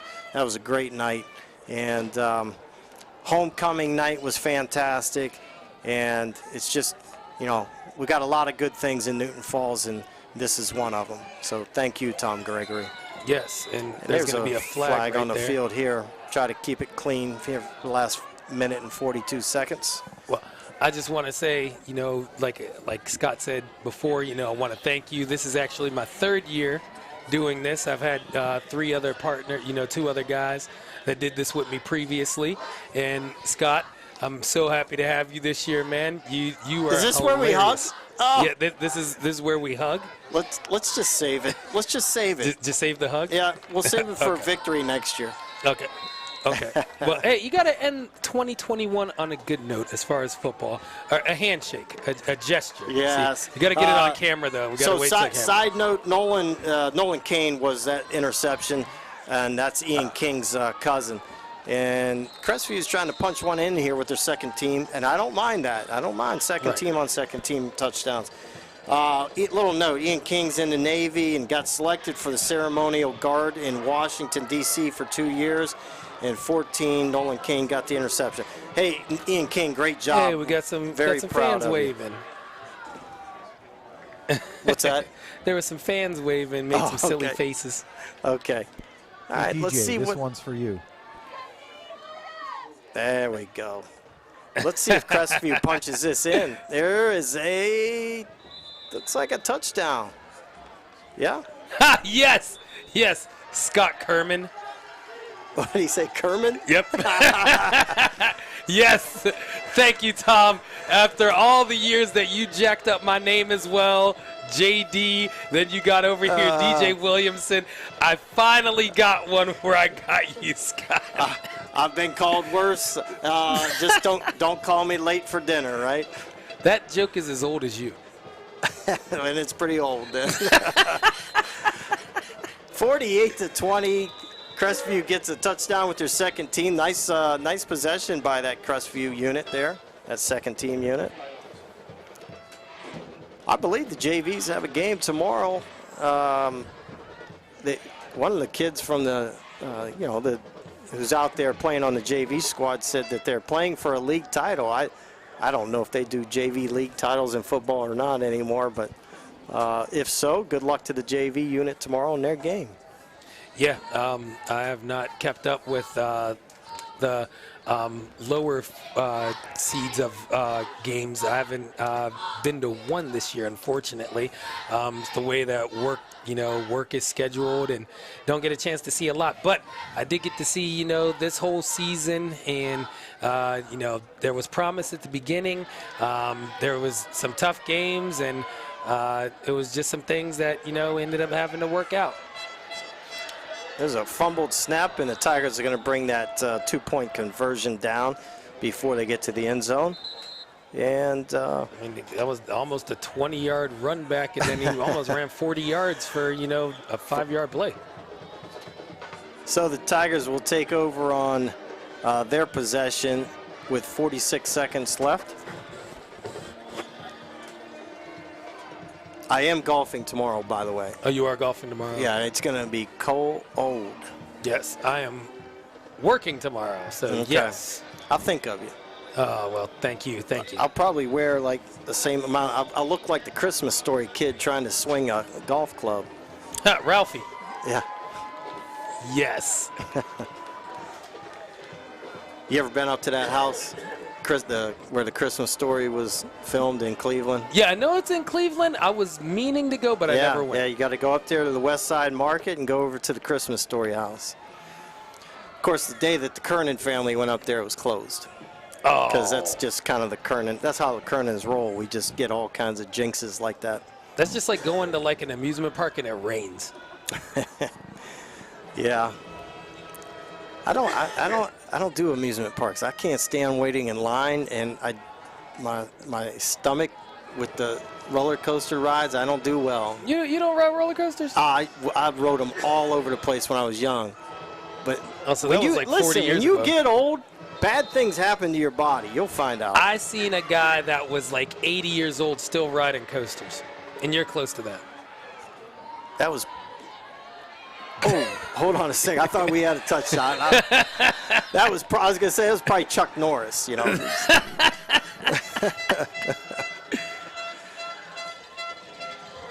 All right, ladies and gentlemen, we are winding this clock down. 38 seconds left. Let's see who plays quarterback on this possession. You can just let the seniors finish it out? I'll use a basketball analogy in this situation. This is where Coach Sembeck would sub one at a time, bring the seniors out and give a chance for the crowd to clap. But football is just a different beast. Like, you can't really do that. So, no, I would have the seniors out at this point. So I bet you it's Nick Moss. It's number 18. Yes, it is. My man, Nick Moss.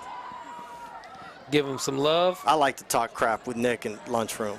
So, Oh, I do too. Oh, Like, yeah. Nick is hilarious. there's number 6 running the ball hard. And I think that's Gage Ferris, yeah. That kid showed some promise this year. He's had some good runs. He So has. We'll see what he brings to the table next year. Listen, we're still going to have you're going to have Rapsack, and you're going to have Cameron Brainerd back, but Gage Ferris is coming along nice as well. So think about that, DJ. You got your quarterback coming back. You got your 2 running backs. The key is we got to beat that line up. Yeah, that's the key. That O-line. I mean, this O-line we had this year was full of some nice sized boys. But hey, zeros. And as of right now, it's the end of the season for the Tigers. But there's actually a question mark on that, because now we just wait for the playoff seedings to fall out, see where the fallout is, and now we just have to wait.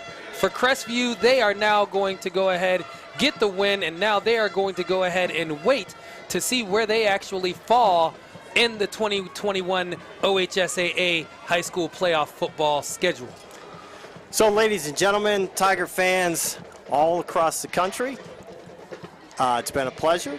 For DJ Robinson, I'm Scott Kernan. This has been Newton Falls Tiger Football. It's been a great season. We look forward to seeing you back next year, and we hope you join us in the basketball season for both the boys and girls. Good night, everyone. Go Tigers, we love you.